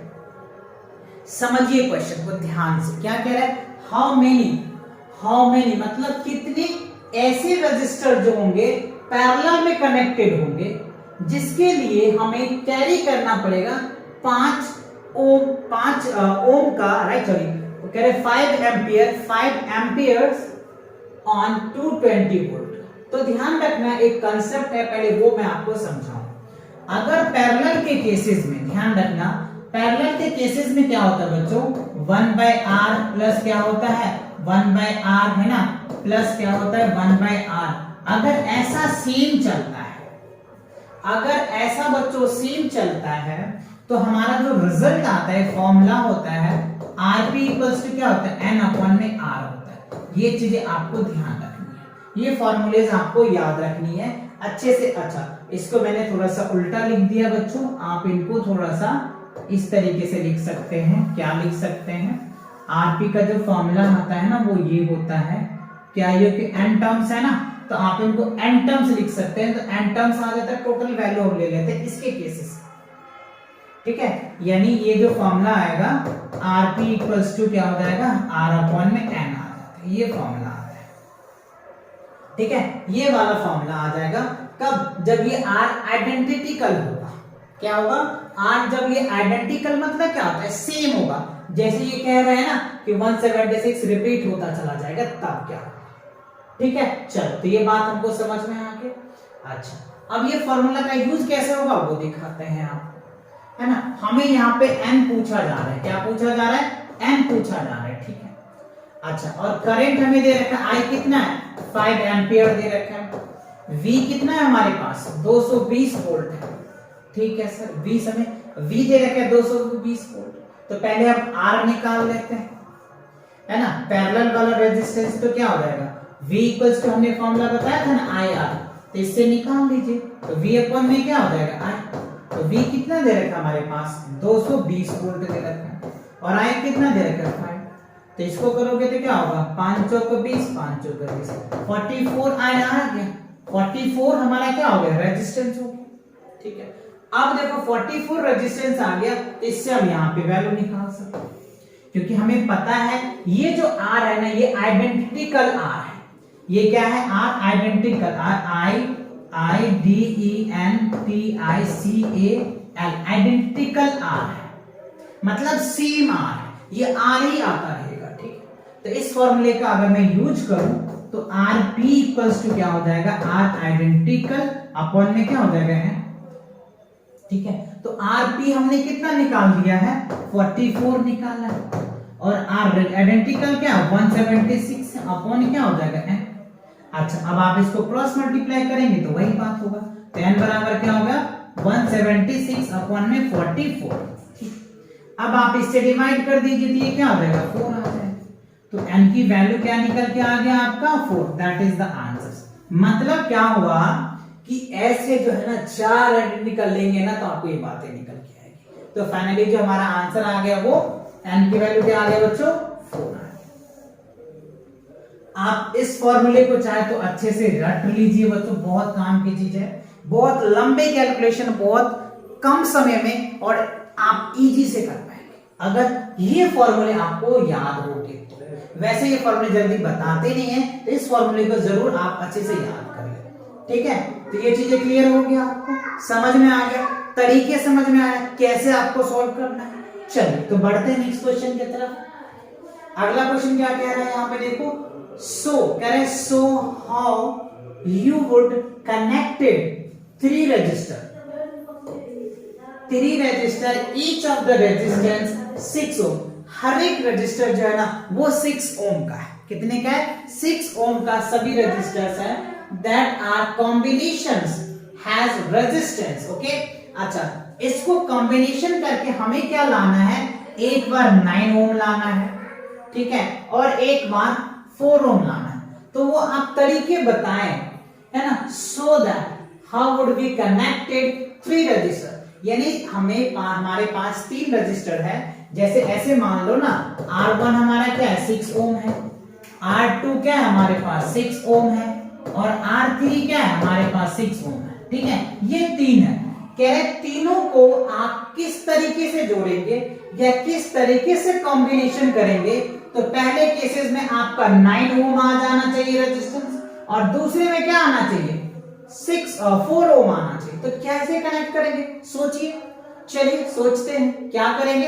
अच्छा, ऐसे एक बार करके देखते हैं। पहला केस में एक बार हम क्या ले लेते हैं बच्चों? सीरीज ले लेते हैं और 2 को पैरेलल कर देते हैं, देखते हैं क्या रिजल्ट आता है ना। 2 रिजल्ट ले लेते हैं। तो ये हमारे पास 6 ओम हो गया, ये हमारे पास 6 ओम हो गया, और ये 6 ओम हो गया। तो ये जो दोनों है हमारे पैरेलल्स हो गए और ये सीरीज हो गए। चलिए सॉल्व करते हैं इनको। तो पहले हम इन दोनों को सॉल्व कर लेते हैं। ठीक है, तो जब हम पैरेलल वाले को सॉल्व करते हैं ना, आज पैरेलल का अगर हम निकालते हैं तो क्या निकल के आ जाएगा? राइट, इन दोनों को अगर आप सॉल्व करोगे तो एक चीज, एक फॉर्मूला याद करना, 2 रजिस्टर्स को ऐड करने के लिए पैरेलल के केसेस में क्या होता है? Rp इक्वल्स टू क्या निकल के आ जाएगा? 1/R1 प्लस क्या होता है? 1/R2। पैरेलल का फॉर्मूला ये होता है। तो जब आप इसका एलसीएम लोगे तो क्या होगा? R1 into R2, और ये क्या हो जाएगा? R1 प्लस R2 हो जाता है। समझ रहे बात को? तो ये वाला फॉर्मूला निकल के आ जाएगा। और अगर आपको सिंपल Rp चाहिए तो Rp को आप इस तरीके से कैलकुलेशन कर लो, उल्टा कर दो डायरेक्ट। तो Rp बराबर क्या निकल के आ जाएगा? R1 into R2 अपॉन में क्या हो जाएगा? R1 प्लस क्या हो जाएगा? R2 निकल के आ जाएगा। तो सिंपल ये फॉर्मूला आप यहाँ पे लगा सकते हैं Rp का। क्या है? पहले 6 into 6 हो जाएगा, और क्या होगा? 6 into 6, 6 plus 6 हो जाएगा। तो कितना आ जाएगा आपका? 36 अपॉन में 12 आ जाएगा। ठीक है, तो 12 दूनी 24, 12 तिया 36, तो कितना आ जाएगा? 3 ओम आ जाएगा। ये क्या हो गया आपका? 3 ओम आ गया। ठीक है, अब क्या करेंगे? अब इनको सॉल्व करो। जब आप इनको सॉल्व करोगे तो ये हमारे पास 6 ओम हो गया, और जब मैं इसको इक्विवेलेंट निकाला ये कितना आ गया? 3 ओम आ गया, है ना, ये 3 ओम आ गया। अब इनको ऐड कर दो सीरीज वाले में, तो ये हो जाएगा R1 और ये हो जाएगा R2, और जब RS निकालेंगे तो क्या हो जाएगा? R1 प्लस क्या निकल के आ जाएगा? R2, ये हो जाएगा 6 प्लस 3, ये क्या हो जाएगा हमारा? 9 ओम आ जाएगा। राइट, तो पहला आंसर तो हमारा वेरीफाई कर गया कि हमारा 9 ओम आ गया। ये आपको समझ में आ गया कि आपको अगर ये 3 रजिस्टर दे दिया जाए 6 ओम का, 6 ओम का और 6 ओम का, तो 2 को आप पैरेलल में ऐड कर दो और फिर एक को सीरीज कर दो।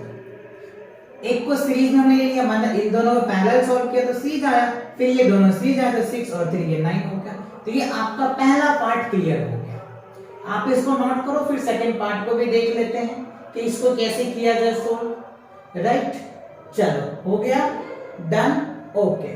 चलो इसको मैं रफ कर देता हूं जिससे कि मैं आपको समझा पाऊं दूसरा पार्ट। दूसरा पार्ट देखो बच्चों, दूसरा पार्ट क्या है हमारा?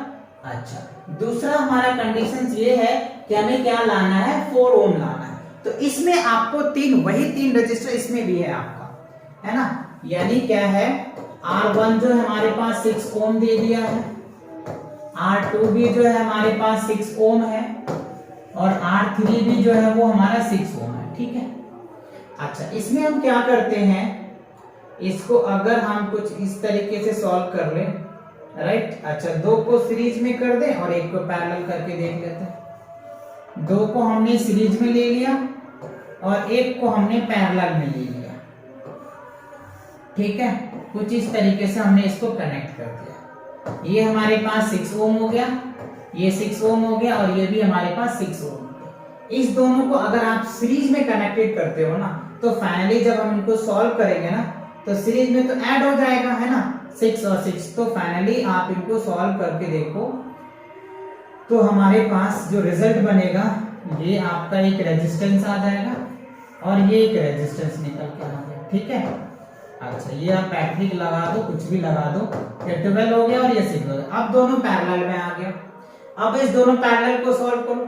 अभी हमने पैरेलल के लिए फॉर्मूला बताया था क्या, R1 इंटू R2 अपॉन में क्या था, R1 प्लस R2, है ना। ये फॉर्मूला बताया था कब, जब आपके पास 2 रजिस्टर दिया जाता है पैरेलल में, तो आप ये फॉर्मूला लगाकर सॉल्व कर सकते हो। तो हमारे पास R1 हो गया, R2 हो गया। तो चलिए इसको हम सॉल्व करते हैं। तो 12 इंटू क्या हो जाएगा 6 और यहाँ पे क्या होगा 12 प्लस 6, तो क्या हो जाएगा आपका 12 इंटू 6 अपॉन में क्या हो जाएगा 12 × 18 आ गया। चलो इसको सॉल्व करो, तो 36 × 18 और 3 × 12 आ गया बच्चों। तो ये भी हमारा क्या हो गया 4 आ गया। तो ये भी हमारा करेक्ट हो गया। मतलब हमने जो माइंड लगाया ना, दैट इज द क्लियर। इससे आपका ये पार्ट भी निकल के आ गया, 4 पार्ट भी आपको निकल के आ गया। तो 9 ओम भी आपको समझ में आ गया और 4 ओम भी समझ में आ गया। तो ऐसे आपको प्रैक्टिकली करके देखना पड़ेगा कि कैसे ये आएगा। हो सकता है यहाँ पे वैल्यू चेंज भी कर सकता है, वेरी भी कर सकता है। आप इन चीजों को ध्यान रखना। क्लियर? यहाँ पे देखिए सेवरल इलेक्ट्रिकल बल्ब, बहुत सारे इलेक्ट्रिक बल्ब हैं design to be used on 220 volt electric supply lines। ठीक है, एक electrical supply lines are rated 10 watt दे रखे हैं। How many lamp can be connected in parallel, तो कितने लैम्प पैरेलल कनेक्टेड होंगे with each of across the 2 wires, जिनके 2 वायर्स उनके पोटेंशियल्स आपको दे रखा है 220 वोल्ट इफ द मैक्सिमम अलाइ करंट इज 5। देखो एक वर्ड यहां पे देखो मैक्सिमम, तो ध्यान रखना जब भी मैक्सिमम की बात करता है ना बच्चों, तो मैक्सिमम किसमें होता है, जो रेजिस्टेंस मैक्सिमम किसमें होगा, सीरीज या पैरेलल। क्या होगा, सीरीज कॉम्बिनेशन में जो मैक्सिमम रेजिस्टेंस होता है, और मिनिमम जो रेजिस्टेंस होता है ना वो पैरेलल कॉम्बिनेशन में। तो ये चीज आपको पता चल गया कि ये जो हमें करंट दिया है ना, ये सीरीज कॉम्बिनेशन का है। किसका है, सीरीज कॉम्बिनेशन का है। तो चलिए क्वेश्चन को सॉल्व करते हैं। तो several number of bulb design to that line देखना, हाउ मेनी लैम्प। यहां पे भी बच्चों आपको एन ही पूछा जा रहा है। क्या पूछा जा रहा है, एन। How many lamps can be connected in a parallels, कितने लैंप पैरेलल कनेक्टेड है। ठीक है, अच्छा चलिए तो जो दिया है पहले वो लिख लेते हैं। V कितना दे रखे हैं हमें, 220 वोल्ट दिया हुआ है। ठीक है, अच्छा पावर कितना दे रखा है हमारे पास, 10 वॉट दे रखा है जी। पावर कितना दे रखा है हमें, 10 वॉट दे रखा है, ठीक है।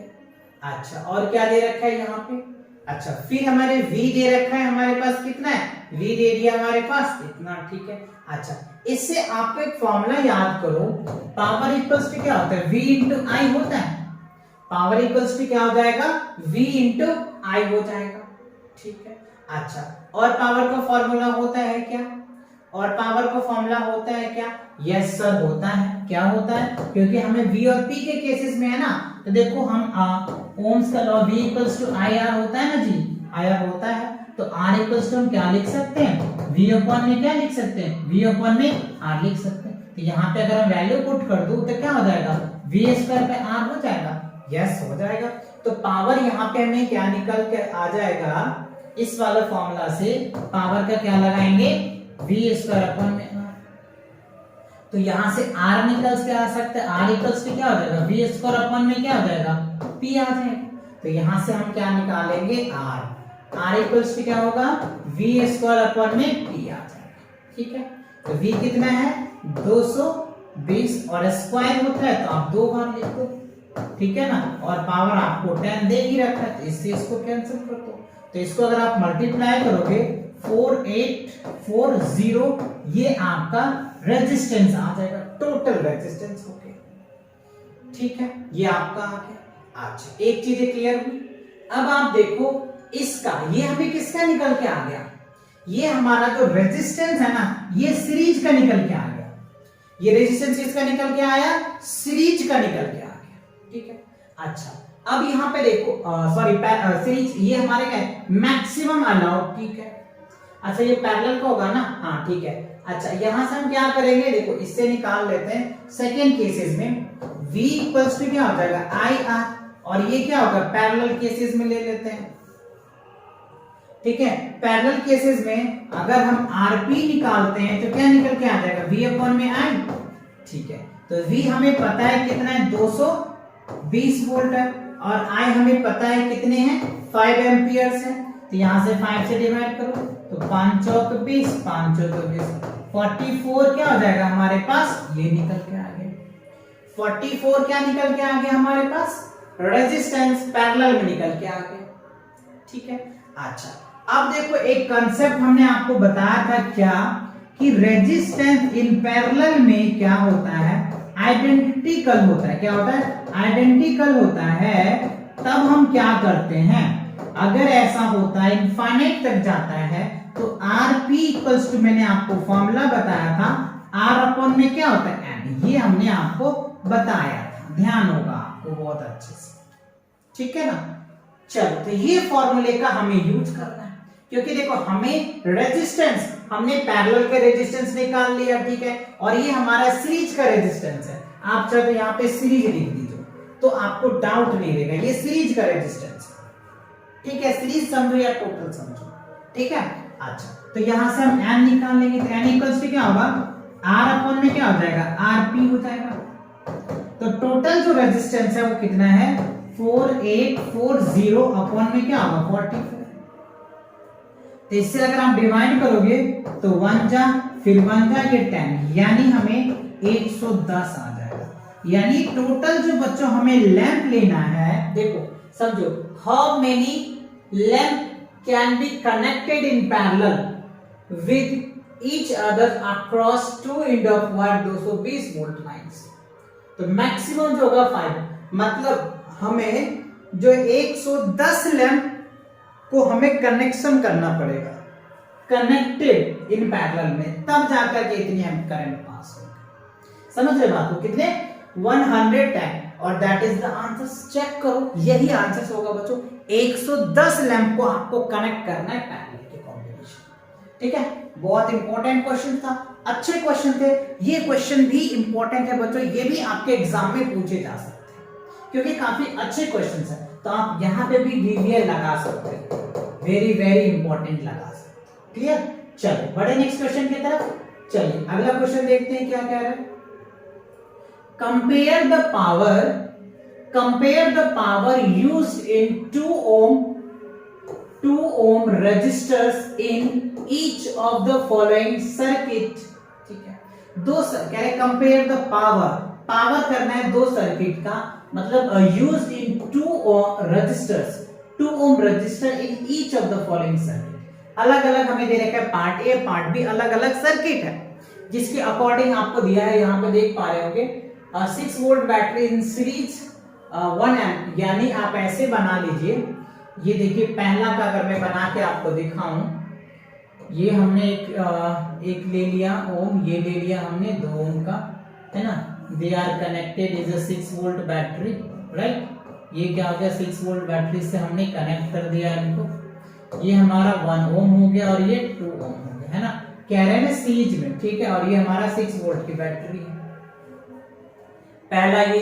दूसरा जो है वो आपको क्या कह रहा है, 4 volt battery connected to parallel, अच्छा पैरेलल में है, तो यहाँ पे हम इसको क्या ले लेंगे, 12 ले लेंगे।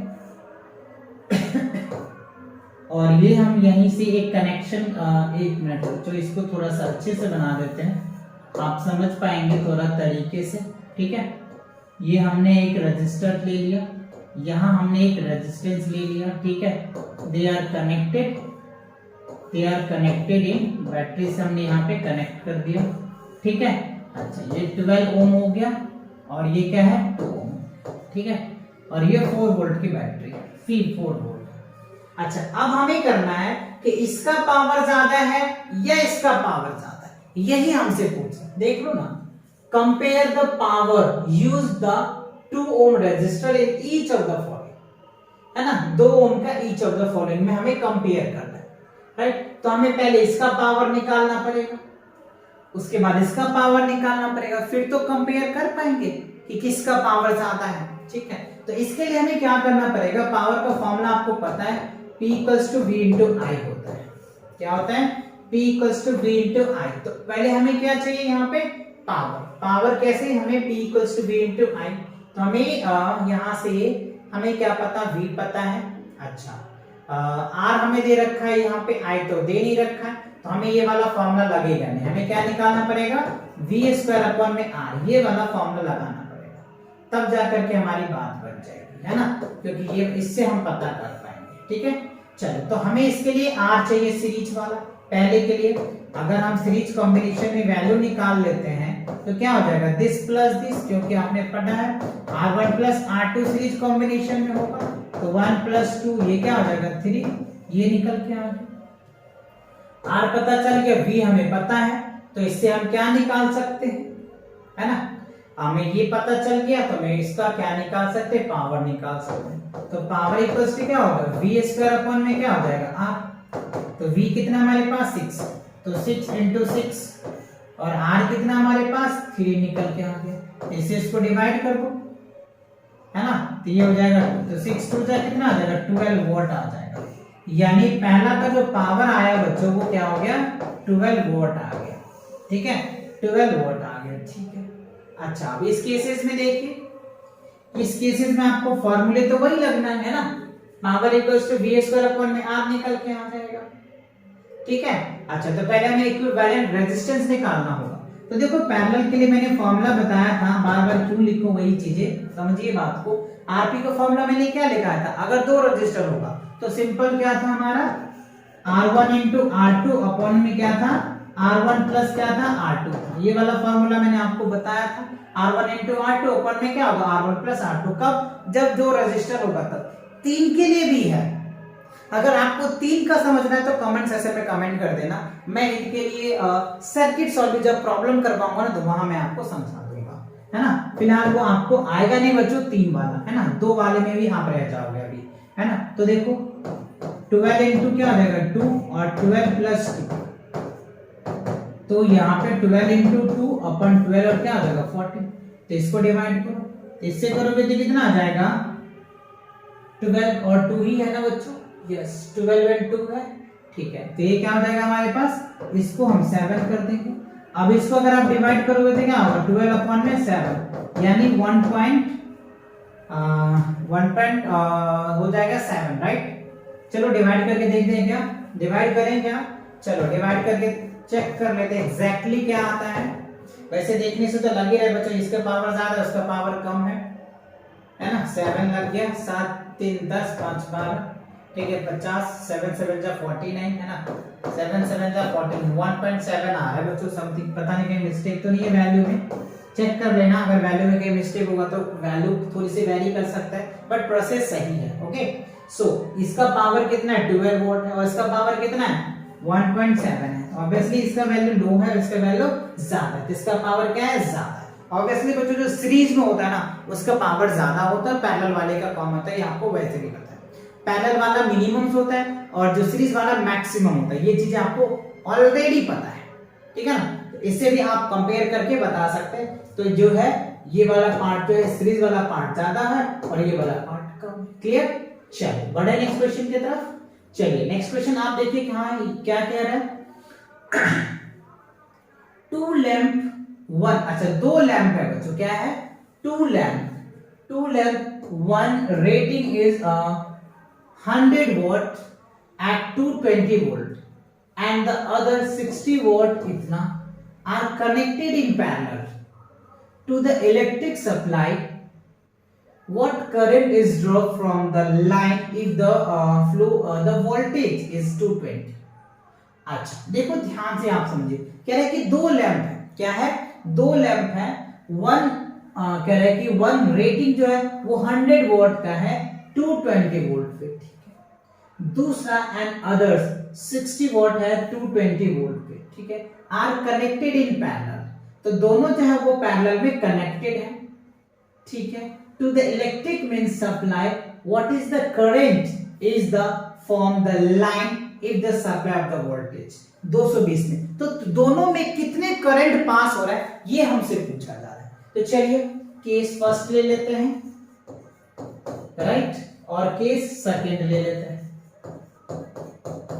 ठीक है। तो पहले केसेस में अगर हमें पावर दिया है कितना 100 वॉट दे रखा है और वोल्टेज कितना दे रखा है 220 वोल्ट दिया हुआ है।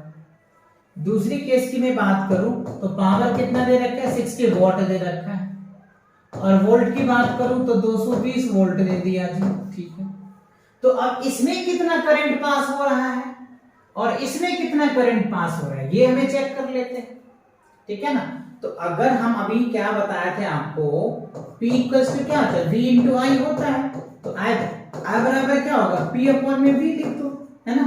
तो हम यहां से I निकाल लेंगे फर्स्ट का, तो I1 हमने लिख दिया, तो हमारा क्या होता है P, राइट, हमारा क्या हो जाएगा P अपॉन में V, क्या हो जाएगा P अपॉन में V। तो यहाँ पे P कितना हमारा 100 वॉट है अपॉन में 220, तो 0 से 0 खत्म, तो ये क्या हो जाएगा 10 अपॉन में 20, तो इसको डिवाइड करो, ये हो जाएगा 5 और ये हो जाएगा 11, है ना। तो ये क्या हो जाएगा 5/11 आ गया, ये क्या हो गया आपका 5/11 आ गया। अभी इसको रहने दो, ठीक है, अब इसका निकाल लेते हैं। तो I2 इक्वल्स टू क्या हो जाएगा हमारा वही फॉर्मूला वही लगेगा P/220 वोल्ट। अच्छा P जो है बच्चों वो हमें कितना दिया हुआ है यहाँ पे वो देख लेते हैं। अच्छा P हमें कितना दिया हुआ है यहाँ पे देखो, I2 इक्वल्स टू क्या होगा P/V, तो P जो हमारा दे रखा है वो 60 वॉट अपॉन में V कितना है 220, तो 0 से 0 कैंसिल, तो ये हो जाएगा 3 और ये हो जाएगा 11, तो ये हमारा क्या हो गया 3/11 आ गया, ठीक है। अब देखो हमारे पास क्या हो गया I1 की वैल्यू निकल के आ गया, I1 हमारा क्या आ गया 5/11, राइट, और ये हमारा जो I2 आया है ना ये कितना आया है 3/11 आ गया, ठीक है।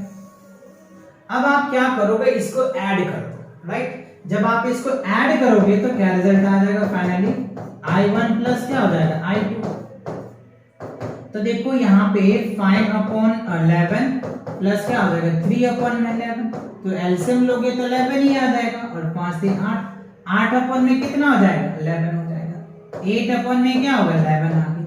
अब आपको क्या करना है 8 अपॉन में 11 को डिवाइड करना है, तो चलिए यहाँ पे हम क्या कर लेते हैं 11 से 8 में डिवाइड करेंगे तो 0 पॉइंट आ जाएगा, यहाँ पे 0 तो 7 आ जाएगा, राइट, यहाँ पे क्या लिखेंगे 77, तो यहाँ पे आ जाएगा 3, है ना, फिर यहाँ पे पॉइंट आ जाएगा तो 2 आ जाएगा, है ना, यहाँ पे क्या लिखेंगे 22, फिर यहाँ पे 8 आ जाएगा, तो 0.72 आ जाएगा, क्या आ जाएगा यहाँ पे आप लिखो 0.72 एम्पियर आ जाएगा। तो फाइनली जो करंट होगा ना बच्चों वो कितना आ जाएगा 0.72 एम्पियर जो होगा वो 220 वोल्ट में जाएगा। यही कह रहे हैं ना, क्या कह रहे देखो ना, what current is drawn from the line if the supply voltage 220, क्योंकि घर का तो हमारा 220 ही वोल्ट होता है, तो इस 220 वोल्ट में करंट कितना जा रहा है हमारा 0.72 एम्पियर जा रहा है। समझ आया आपको? क्लियर हो गया? अच्छे से समझ में आ गया ना? बहुत ये भी इंपॉर्टेंट क्वेश्चंस हैं, आप इनको अच्छे से प्रैक्टिस करना, राइट। चलिए बढ़ते हैं नेक्स्ट क्वेश्चन की तरफ। अगला क्वेश्चन देखो क्या कह रहा है। अच्छा, which use more energy है बच्चों, इजी कहला गया है ना, ये क्या है energy. Okay, energy 250 watt TV set is 1 hour और 1200 watt toasters in 10 minutes। अच्छा, किसमें ज्यादा एनर्जी लग रहा है, टीवी सेट में लग रहा है या फिर बच्चों टोस्टर में लग रहा है, यही हमें बताना है। तो कैसे बताएंगे, इसके लिए एक फॉर्मूला आपको याद करना पड़ेगा। एनर्जी इक्वल्स टू क्या होता है बच्चों, P इंटू टी, ये आप चाहे तो याद कर लीजिए, है ना। इससे हमें इसी फॉर्मूले का यूज करेंगे, ठीक है। अच्छा, तो अब देखो पहला केस हम देख लेते, केस फर्स्ट बना लेते। केस फर्स्ट किसके लिए, टीवी के लिए, और केस सेकेंड जो है वो हम क्या बना लेंगे, टोस्टर के लिए। किसके लिए, टोस्टर, TOASTER, टोस्टर्स के लिए बना लेते हैं, ठीक है। और इससे हमें पता कर पाएंगे, एनर्जी निकाल लेते, जिसका एनर्जी ज्यादा होगा उसके अकॉर्डिंग, ठीक है। तो अच्छा, इसका जो पावर दे रखा है वो 250 वॉट दे रखा है, टाइम जो है बच्चों वो 1 आवर्स दे रखा है, ठीक है। अच्छा, यहां की बात कर ले, इसका जो पावर है बच्चों वो कितना दे रखा है, 1200 वॉट दे रखा है, ठीक। और टाइम जो है ना वो 10 मिनट्स दिया हुआ है ना, 10 मिनट्स दिया है। तो आपको याद होगा हम जब इनकी पावर निकालेंगे ना तो वो यूनिट में निकालेंगे, है ना। आपको पता है kWh में निकालेंगे, क्या होगा kWh, जब हमें पता चल पाएगा कि क्या है एक्चुअली में। तो हमें यूनिट किस में चाहिए, के चाहिए, ठीक है, वॉट चाहिए, ठीक है, और एच चाहिए। तो देखो इसमें हमें, अगर हम इनका एनर्जी निकाल लेते हैं, एनर्जी अगर हम निकालते हैं तो क्या निकल के आ जाएगा, P इंटू टी निकाल लेंगे हम इसको। तो P इंटू टी, P क्या हमारे पास 250 और टाइम कितना है 1, तो ये कितना आ जाएगा 250 वॉट आवर हो गया। और हमें ये K भी चाहिए, तो आपको पता है कि K का मतलब क्या होता है 1000 होता है। तो इसको अगर K लगाते हैं तो 1000 से डिवाइड करना पड़ेगा, तो 0.25 किलोवाट आवर हो जाएगा। ये हमारा किसका एनर्जी निकल के आ जाएगा, टीवी का। क्यों, क्योंकि यहाँ पे हमने क्या किया, इसको हमने चेंज किया है ना, किसमें 1 यानी क्यों किलो आवर में चेंज करेंगे ना, तो 1000 से हम इसको डिवाइड करेंगे। 250 को 1000 से डिवाइड करोगे तो 0.25 किलोवाट आवर आ जाएगा। तो ये हमारा किसका निकल के आ गया, टीवी सेट का निकल के आ गया, ठीक है। अब चलिए टोस्टर का निकालते हैं। तो इसको तो पहले आवर में कन्वर्ट करना पड़ेगा, तो आवर में कन्वर्ट करने के लिए 60 से डिवाइड करो तो 0 से 0 खत्म, तो 1/6 आ गया, ठीक है। अच्छा, अब इसका आप क्या करो, एनर्जी कैलकुलेट करो। एनर्जी क्या होगा, P इंटू टी, अभी मैंने फॉर्मूला लिखा है आपको। तो पावर कितना है, इतना है, और टाइम कितना है 1/6, तो इससे डिवाइड करो, 6 दूनी 12, 200 आ गया जी। ये कितना आ जाएगा 200 आप ये लिख सकते हैं क्या, वॉट आवर हो गया, ठीक है। अब इसे क्या करना है, हमें केवी चाहिए यूनिट में कन्वर्ट करने के लिए इसे, तो इसे 1000 से डिवाइड करेंगे तो क्या निकल के आ जाएगा 1000 से, तो 0.20 से खत्म हो जाएगा, तो ये 02 आ जाएगा। चलो यहाँ चेक करके दिखा देता हूँ ना, 1000 से आप इसको डिवाइड कर दो तो 20 से 20 तो खत्म ही हो जाएगा, 10 से 0.2, ठीक है। तो ये आपका आ जाएगा। तो अब आप खुद ही मुझे बताइए कमेंट सेक्शन में कि अब ये बताओ जो हमारा जो टोस्टर है वो ज्यादा एनर्जी ले रहा है या फिर हमारा टीवी ज्यादा एनर्जी ले रहा है। तो आप देख करके बता पा रहे होगे कि ये 0.25 किलोवाट आवर्स है, यानी इसकी एनर्जी ज्यादा है, और ये जो आप देख रहे हो 0.2 किलोवाट आवर, इसकी एनर्जी कम है। तो ऑब्वियसली कौन सा ज्यादा होगा बच्चों? जो टीवी है ना वो ज्यादा एनर्जी लेगा। तो सिंपल आप लिख दीजिएगा, TV is more energy consumes than rather than toaster. Toaster से ज्यादा कर रहा है, कौन कर रहा है? टीवी कर रहा है, राइट? क्लियर, समझ आ गया? कैलकुलेशन करके आपको अच्छे से एकदम क्रिस्टल क्लियर हो गया। चलिए तो बढ़ते हैं अगले क्वेश्चन की तरफ। अगला क्वेश्चन क्या कह रहा है आप यहां पे देखिए, an electrical heater of resistance 8 ohm draw 15 ampere from the service means 2 hours. Calculate the rate at which heat is developed in the heater. ठीक है, यानी समझिए बात को, बहुत इजी क्वेश्चन है, काफी हलवा है, बहुत इजी है, सब समझना जरूरी है। कह रहे एन इलेक्ट्रिकल हीटर, एक इलेक्ट्रिकल हीटर है जिसका रेजिस्टेंस आपको दिया होगा, रेजिस्टेंस आपको 8 ओम दे दिया, ठीक है। करंट जो है बच्चों आपको दे रखा है 15 एम्पियर, ठीक है, और टाइम जो दे रखा है ना वो आपको दे दिया 2 आवर्स, ठीक है, ओके। अब कह रहे हैं कि calculate the rate at which heat is developed in the heater. तो हीटर में कितना हीट डेवलप कर रहा है वो आपको बताना है।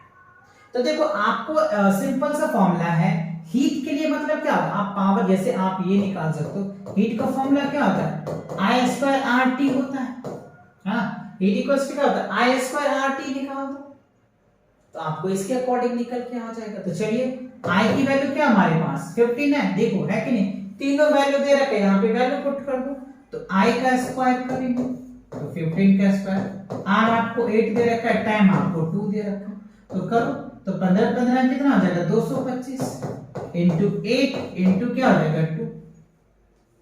चलिए इसको देखिए, 15 8 ये क्या हो जाएगा बच्चों, इनको अगर 8 दूनी 16 हो जाएगा 1600, और ये हो जाएगा 15 200, 16 2 1800, 18 दूनी, यानी आप इनको मल्टीप्लाई कर लो ना, छोड़ो नहीं तो इतना कैलकुलेशन कर रहे हो आप, देखो ना।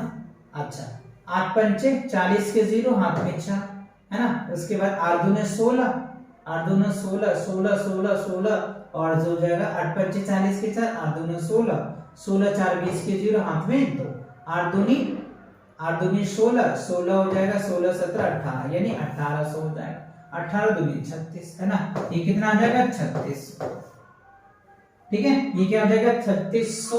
आप क्या लगा सकते हैं यहाँ पे, रेजिस्टेंस है, यानी हीट का क्या कर सकते हैं, जूल कह दीजिए आप, तो ये तो आपका हीट निकल के आ जाएगा, ये आपका हीट निकल के आ जाएगा। सो कह रहा है calculate the heat, calculate rate at which is heat. अच्छा रेट आ गया बच्चों, यहाँ पे रेट आ गया तो क्या करना पड़ेगा, टाइम से डिवाइड भी करना पड़ेगा, है ना, आपको रेट निकाल देना है, रेट निकालना है, तो रेट इक्वल्स टू क्या होगा, हीट अपॉन में टाइम आ जाएगा। तो हीट आपको पता है कि हीट कितना आया हमारा टोटल 1800 इंटू 2 टाइम है, अपॉन में क्या हो जाएगा 2, तो 2 से 2 खत्म, तो ये कितना आ जाएगा 1800 वॉट आ जाएगा, खत्म, ये आपका रेट निकल के आ जाएगा, है ना। वैसे अगर हमें कहता कि इसका एनर्जी हीट कैलकुलेट कीजिए तो ये रिजल्ट आता है, बट हमें यहाँ पे कह रहा है calculate the rate at which heat is developed, किस रेट पे, तो टाइम के साथ हम इसको डिवाइड कर देंगे तो 1800 वॉट आ जाएगा, 1800 वॉट इसकी एनर्जी यानी पावर हो जाएगा, समझ आया। तो आपको इस तरीके से, या फिर आप सिंपल ये फॉर्मूला भी लगा सकते हैं, P इक्वल्स टू क्या लिख सकते हैं, है ना, P फॉर्मूला है हमारा इसका I स्क्वायर आर भी होता है, आप ये वाला फॉर्मूला भी लगा सकते हैं, इससे भी आपका आंसर वही आ जाएगा, देख लो, है ना। I का स्क्वायर क्या, I की वैल्यू 15, 15 15 225, और R आपका 8 है, तो यहाँ पे कितना आ जाएगा 1800 वॉट आ जाएगा। आप यहाँ से भी इसका पावर निकाल सकते हैं, समझ रहे बात को, तो ये भी आपका निकल के आ जाएगा, क्लियर। चलो तो दोनों तरीके समझ में आ गया होगा। जो भी आपको इजी लगता है आप वो तरीके करो। ये अगर इजी लगता है, देखो डिपेंड करता है बच्चों वेटेज पे भी, है ना। अगर आपको 3 मार्क्स के है तो अगर ये फॉर्मूला लगाओगे तो आपको मार्क्स नहीं मिलने वाला, आपको उतने ही मार्क्स मिलेंगे जितने आप लिखोगे। और अगर ये फॉर्मूला से बनाते हो तो मे बी अगर 3 मार्क्स के है तो 3 मार्क्स मिलेंगे, 2 मार्क्स है तो 2 मार्क्स, पूरे मार्क्स मिलेंगे। इससे ये वाले फॉर्मूले के लिए आपको ऑब्जेक्टिव के लिए सॉल्व करने के लिए आप लगा सकते हो, क्योंकि 1 लाइन में आंसर मिल जा रहा है ना आपका। तो डिपेंड करता है वेट में, अगर कितने मार्क्स से क्वेश्चन पूछ रहे तो उनके अकॉर्डिंगली चेक कर सकते हो। चलो तो देखते हैं अगला क्वेश्चन क्या कह रहा है। अब देखो बच्चों, एक्सप्लेन द फॉलोइंग्स। अब कह रहे हैं एक्सप्लेन द फॉलोइंग्स, कुछ एक्सप्लेनेशंस है उनको समझना है। क्या क्या है देखो, why is tungstens, why is tungstens used almost exclusively for the filament for the element of lamp. अच्छा, यहां पे देखो हमारा एक बल्ब का स्ट्रक्चर समझ लिया, ये सारे पार्ट्स आपको डिटेल समझ में आ रहा होगा। हमसे क्वेश्चन क्या पूछ रहा है पहले ये समझिए, फिर हम इसकी बात करेंगे। Why is tungsten used almost exclusive filament and electric. Electric lamp है, एक इलेक्ट्रिक लैंप है, उस लैंप में है ना टंगस्टन, यानी टंगस्टन ही क्यों यूज करता है, ये हमसे पूछ रहा है। तो आपके अगर आंसर है तो आप मुझे कमेंट सेक्शन में कमेंट करके बताइए क्यों यूज करते हैं हम लोग इलेक्ट्रिक लैंप में, हम टंगस्टन का यूज क्यों करते हैं। तो देखो मेन रीजंस क्या होता है बच्चों, टंगस्टन एक तरह का मेटल्स है और ये ज्यादा मतलब ये क्या है कि ये जल्दी रिएक्टर, एक तरह रेजिस्टिविटी बहुत ज्यादा हो जाता है और इसका जो मेल्टिंग पॉइंट होता है ना ये भी बहुत ज्यादा होता है। टंगस्टन का अगर मेल्टिंग पॉइंट की बात करूं तो 3380 डिग्री सेल्सियस, इतने पे जाकर वो मेल्ट होता है। तो सोचो कितना ये ग्लो कर पाएगा, तब जाकर के मेल्ट होगा। इसलिए हम इसको टंगस्टन के रूप में यूज करते हैं। अभी हम लिख करके भी दिखाएंगे, चलिए पहले इसको समझते हैं। ये देखो आप बल्ब का एक स्ट्रक्चर देख पा रहे होंगे, है ना। अब यहाँ पे देखो ये आपको कैप दे रखा है, ये यहाँ पे इनका फ्यूज है, ये जो फ्यूज देख रहे हो ये फ्यूज आपको दिख रहा होगा, है ना, ये आपको फ्यूज दिख रहा है, ठीक है। उसके बाद आप यहाँ पे देख पा रहे होंगे इसका स्टीम वाला पॉइंट्स है, एग्जॉस्ट ट्यूब्स है ना, डेंट है, लीड है, सपोर्ट है। अब ये जो है ना ये दिखा हुआ है, ये आप जो शाइनिंग करता है ना बल्ब जो है दैट इज कॉल्ड टंगस्टन। ये होता है टंगस्टन फिलामेंट का बना हुआ होता है और इसके अंदर जो होता है वो गैस बना हुआ होता है बच्चों, है ना। यहाँ पे आपको पता है कि कौन सा गैस इस बल्ब में होता है। और एक क्वेश्चन मैं आपसे पूछ रहा हूँ, बल्ब में कौन सा गैस है, ये आप कमेंट सेक्शन में कमेंट करके मुझे बताना। और जो बताओगे उसका नेक्स्ट लेक्चर जो मैं लूंगा उसमें आपका नाम के साथ जरूर मैं बोलूंगा। देखते हैं कि आपको ये चीजें आती है या नहीं आता है ना। तो जिसका पहले आंसर होगा 2 बच्चे का, उसका मैं अगले वीडियो जब मैं बनाऊंगा तो उस वीडियो में आपका नाम जरूर मैं लूंगा। ओके, चलो तो ये बात आपको समझ में आ गई। और ये क्या आपको पता है ये इसका क्यों है, ठीक है। चलिए अब इसका आप आंसर लिखे, रीजन तो आपको समझ में आ गया ना कि रीजंस क्या है, क्लियर आ गया ना समझ में। अच्छा अब देखिए मैंने यहाँ पे लिखा है, आंसर क्या लिखा है आपको ऐसे एज इट इज लिख देना है।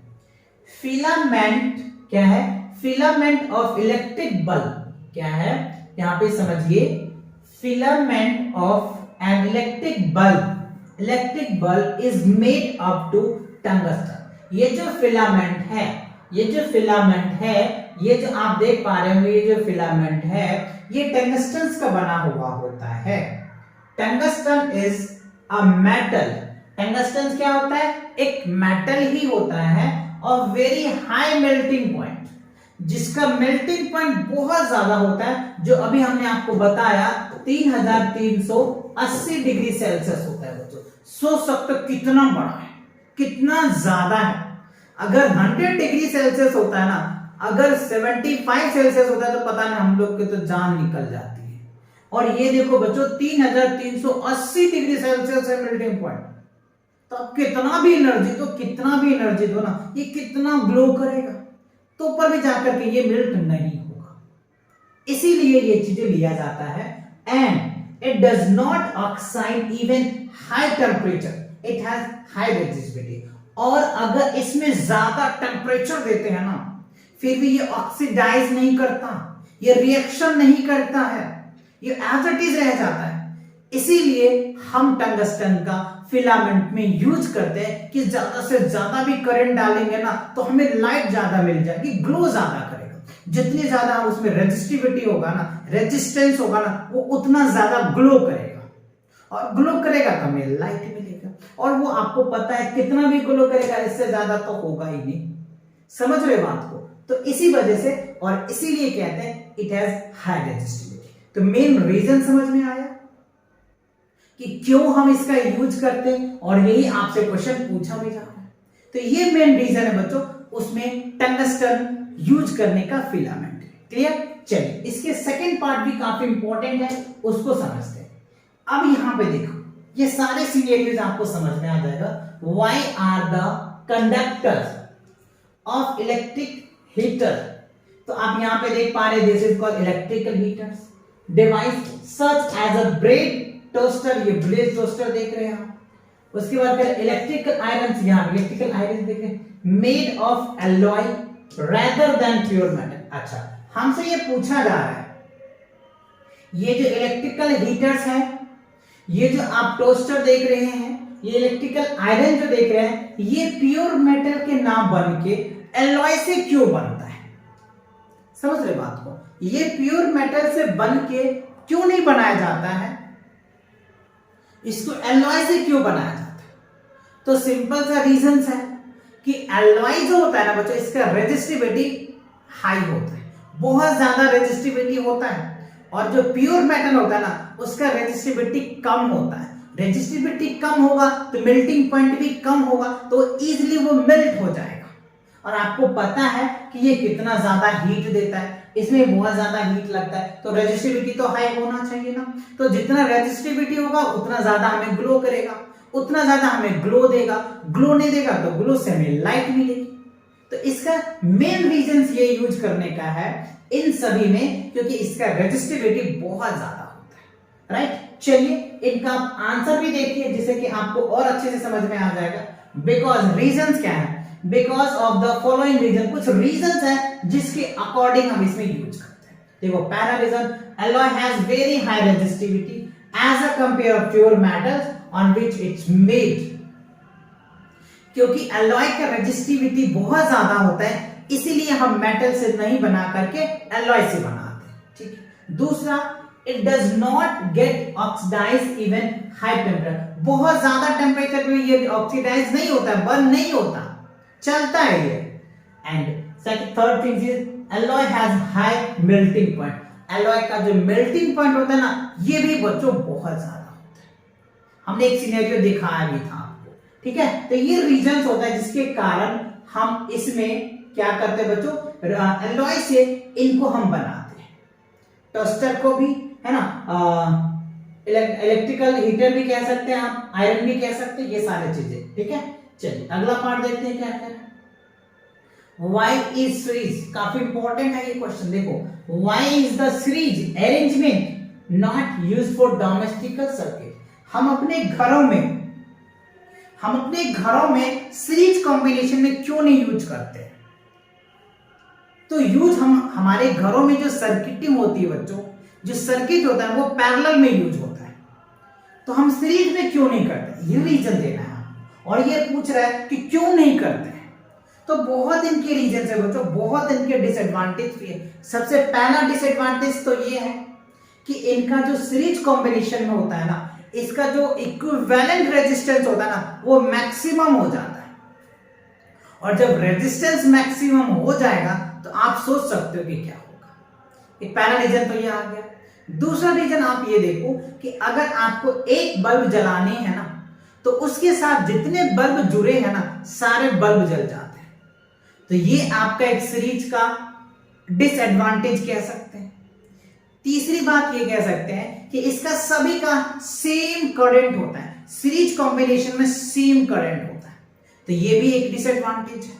चलिए इन बातों को मैं लिख करके दिखाता हूं जिससे कि आप समझ पाएंगे। यहां पे देखो मैंने ऑलरेडी लिख रखा है, because of the following disadvantage of series arrangement. पहला, they have, as it is आप यही पॉइंट लिख देना, आपको पूरे मार्क्स दिए जाएंगे, पूरे मार्क्स मिलेंगे बच्चों, है ना। They have equivalent resistance is a maximum, series combination आपको पता है कि जो करंट रेजिस्टेंस मैक्सिमम होता है। If second point, if one application is switched off then all the other applications will be stop working. अगर एक का अगर आप स्विच ऑफ कर देते हो तो बाकी सारे बंद हो जाते हैं। जो अभी आप दिवाली में लाइव एग्जांपल देखना कि आपकी जो लड़ी वाली लाइट होती है ना बच्चों, उसमें एक ही स्विच होता है, अगर आप उसको ऑन करोगे तो सारे लड़ी के लाइट जलने लग जाएंगे।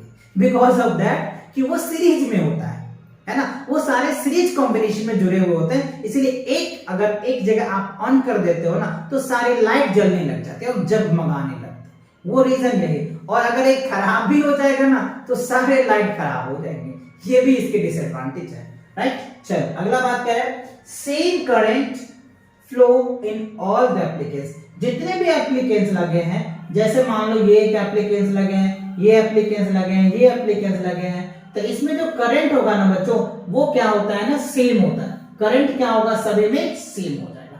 तो ये कुछ इनके डिसएडवांटेज हैं जिसके वजह से हम क्या करते हैं, घरों में सीरीज कॉम्बिनेशन नहीं करते हैं, पैरेलल कॉम्बिनेशन करते हैं। क्लियर। चलिए नेक्स्ट पॉइंट देखते हैं इसका क्या है। अच्छा अब हमसे क्या पूछ रहा है, how does the resistance of wire with area of cross section. अच्छा, how does the resistance of wire vary. कैसे कह रहा है, how does the resistance of wire vary with its area. तो डू यू नो, आपको पता है resistance equal to formula होता है रो एल बाई ए, है ना, ये हमने आपको रेजिस्टिविटी में पढ़ाया था, है ना। क्या है, how does the resistance of very with area of cross section. अगर एरिया ऑफ क्रॉस सेक्शन क्या होता है, रेजिस्टेंस का इनवर्सली प्रोपोर्शनल होता है ना, ये क्या होता है, इनवर्सली प्रोपोर्शनल होता है। तो अगर एरिया इंक्रीज करेगा तो रेजिस्टेंस डिक्रीज करेगा, और अगर रेजिस्टेंस डिक्रीज करेगा तो एरिया इंक्रीज करेगा। रीजंस क्या है, because these are inversely proportional to each others. Resistance और एरिया ऑफ क्रॉस सेक्शन एक दूसरे का इनवर्सली प्रोपोर्शनल है। क्या है, इनवर्सली प्रोपोर्शनल है। इसके वजह से ये क्या होगा, एक डिक्रीज करेगा तो एक इंक्रीज करेगा, एक इंक्रीज करेगा तो एक डिक्रीज करेगा। क्लियर बात समझ में आया। ओके चलिए, तो इसका पॉइंट्स आप यहाँ पे देखिए, लिखेंगे कैसे, ये तो समझने वाली बात था, आपको स्टेटमेंट में देनी है। Because resistance of wire very inversely with the cross sections area of wire. Area of cross section wire जो होता है उसकी इनवर्सली प्रोपोर्शनल होता है, इस वजह से जो भी मैंने आपको दिखाया है। चलिए अगला पार्ट देखते हैं क्या है। अब देखो बच्चों, बहुत इंपॉर्टेंट क्वेश्चन कहता है, why are coppers and aluminiums wire usually employed for electricity transmission. तो इलेक्ट्रिसिटी का जो ट्रांसमिशन होता है, इलेक्ट्रिसिटी का जो ट्रांसमिशन होता है ना, उसमें कॉपर और एल्युमिनियम का वायर क्यों यूज करता है, ये हमसे पूछा जा रहा है। तो देखो आप ध्यान देना बच्चों, क्या होता है, मेन रीजंस क्या होता है ना, आप सिंपल बोल सकते हैं, कॉपर एल्युमिनियम का wire is usually employed for electricity transmission because they have low resistivity. इसका जो रेजिस्टिविटी होता है ना कॉपर का, है ना, और एल्युमिनियम का बहुत कम होता है। क्या होता है, बहुत कम होता है। यानी सबसे कम तो सिल्वर का रेजिस्टिविटी होता है 1.60 into 10 to the power -8 ohm meter होता है। इसके बाद जो है बच्चों आपका जो होता है वो एल्युमिनियम का होता है, एल्युमिनियम का 1.63 समथिंग ऐसे कुछ होता है और 10 टू द पावर 8 ओम होता है ना। उसके बाद इसी तरीके से कॉपर का भी होता है 2.63 अप्रोक्सीमेटली ऐसे कुछ होता है बच्चों, आप देख लेना, थोड़ा सा टैली कर लेना, ये आ जाएगा। मतलब ये समझिए आप, सिंपल से, हमें इससे मतलब नहीं है और ये हमें पूछ भी नहीं रहा है, ये मैं आपको समझाने के लिए कह रहा हूं कि कॉपर का और एल्युमिनियम का जो रेजिस्टिविटी होती है ना वो बहुत कम होता है, और रेजिस्टिविटी कम होता है ना, इसी के लिए इसका ट्रांसमिशन में यूज करते हैं। जैसे आप ये देख पा रहे एक सिनेरियोज में आपको दिखा रहा हूं, ये हमारा क्या है, पावर प्लांट है बच्चों। तो पावर प्लांट आप यहाँ पे देख रहे हैं कि 12 किलोवाट एनर्जी यहाँ पे डेवलप मतलब बनाया जाता है। यहाँ से स्टेप ऑफ ट्रांसफॉर्मर आता है बच्चों। आपको पता है कि ट्रांसफार्मर भी दो प्रकार के होते हैं ना, एक क्या होता है स्टेप अप ट्रांसफार्मर होता है और एक स्टेप डाउन ट्रांसफार्मर होता है। आप ये ट्रांसफार्मर देख रहे हैं और ये, तो यहाँ से जैसे पावर हाउस में क्या होता है इलेक्ट्रिसिटी जनरेट होता है, तो वहां से हमारा स्टेप अप ट्रांसफार्मर में आता है जो आप यहाँ पे देख पा रहे हो। फिर यहां से वो आने के बाद हमारा हाई वोल्टेज ट्रांसमिशन लाइन में ऐड हो जाता है। देख पा रहे हैं यहाँ पे हाई वोल्टेज है और यहाँ पे ये क्या 400 किलोवाट है। यहां से ये क्या आ रहा है 400 किलोवाट यहाँ पे आ जाता है। और फिर आप यहाँ आने के बाद यहाँ पे क्या होता है स्टेप डाउन, यहाँ पे इसमें लग जाता है तो और ये बढ़ जा रहा है। देख पा रहे हैं ना, स्टेप अप नाम से ही लग रहा है, अगर कम है तो उसको बढ़ा दो, कम है तो बढ़ा दो। स्टेप अप मतलब क्या होता है जिसमें जो है करंट यहाँ पे जो पावर है वो क्या है बढ़ जा रहा है, तो बढ़ गया ना। यहाँ पे देखो 12 किलोवाट था और यहाँ पे जैसे लगा तो यहाँ पे आकर कितना आ गया 400 किलो वोल्ट आ गया। ठीक है, अब उसके बाद यहाँ है, अब देखो स्टेप डाउन, अब यहाँ करके डाउन हो गया। यहाँ पे कितना था 400 किलो वोल्ट था, सॉरी 400 किलो वोल्ट था। ठीक है, अब देखो यहाँ पे आया तो डाउन हो गया, डाउन यानी कम हो गया तो कम होकर कितना है। अब फिर उसके बाद स्टेप डाउन आया, फिर यहां से आकर के यहाँ पे वोल्टेज में आ गए और इसके बाद ये देख रहे हो यहाँ से स्टेप डाउन लग गया, वोल्टेज डाउन करके हमारे घरों में 240 वोल्ट भेज दिया है ना। तो जनरली आपको पता है हमारे घरों में 220 वोल्ट आता है।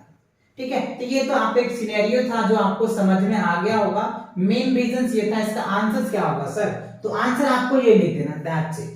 ये सब समझाने का एक तरीका था, आपको समझ में आ गया होगा।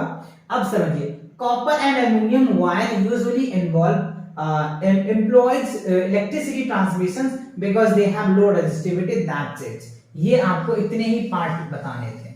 They have low resistivity के कारण ही ट्रांसमिशन में, इलेक्ट्रिकल ट्रांसमिशन में कॉपर और एल्युमिनियम का यूज किया जाता है।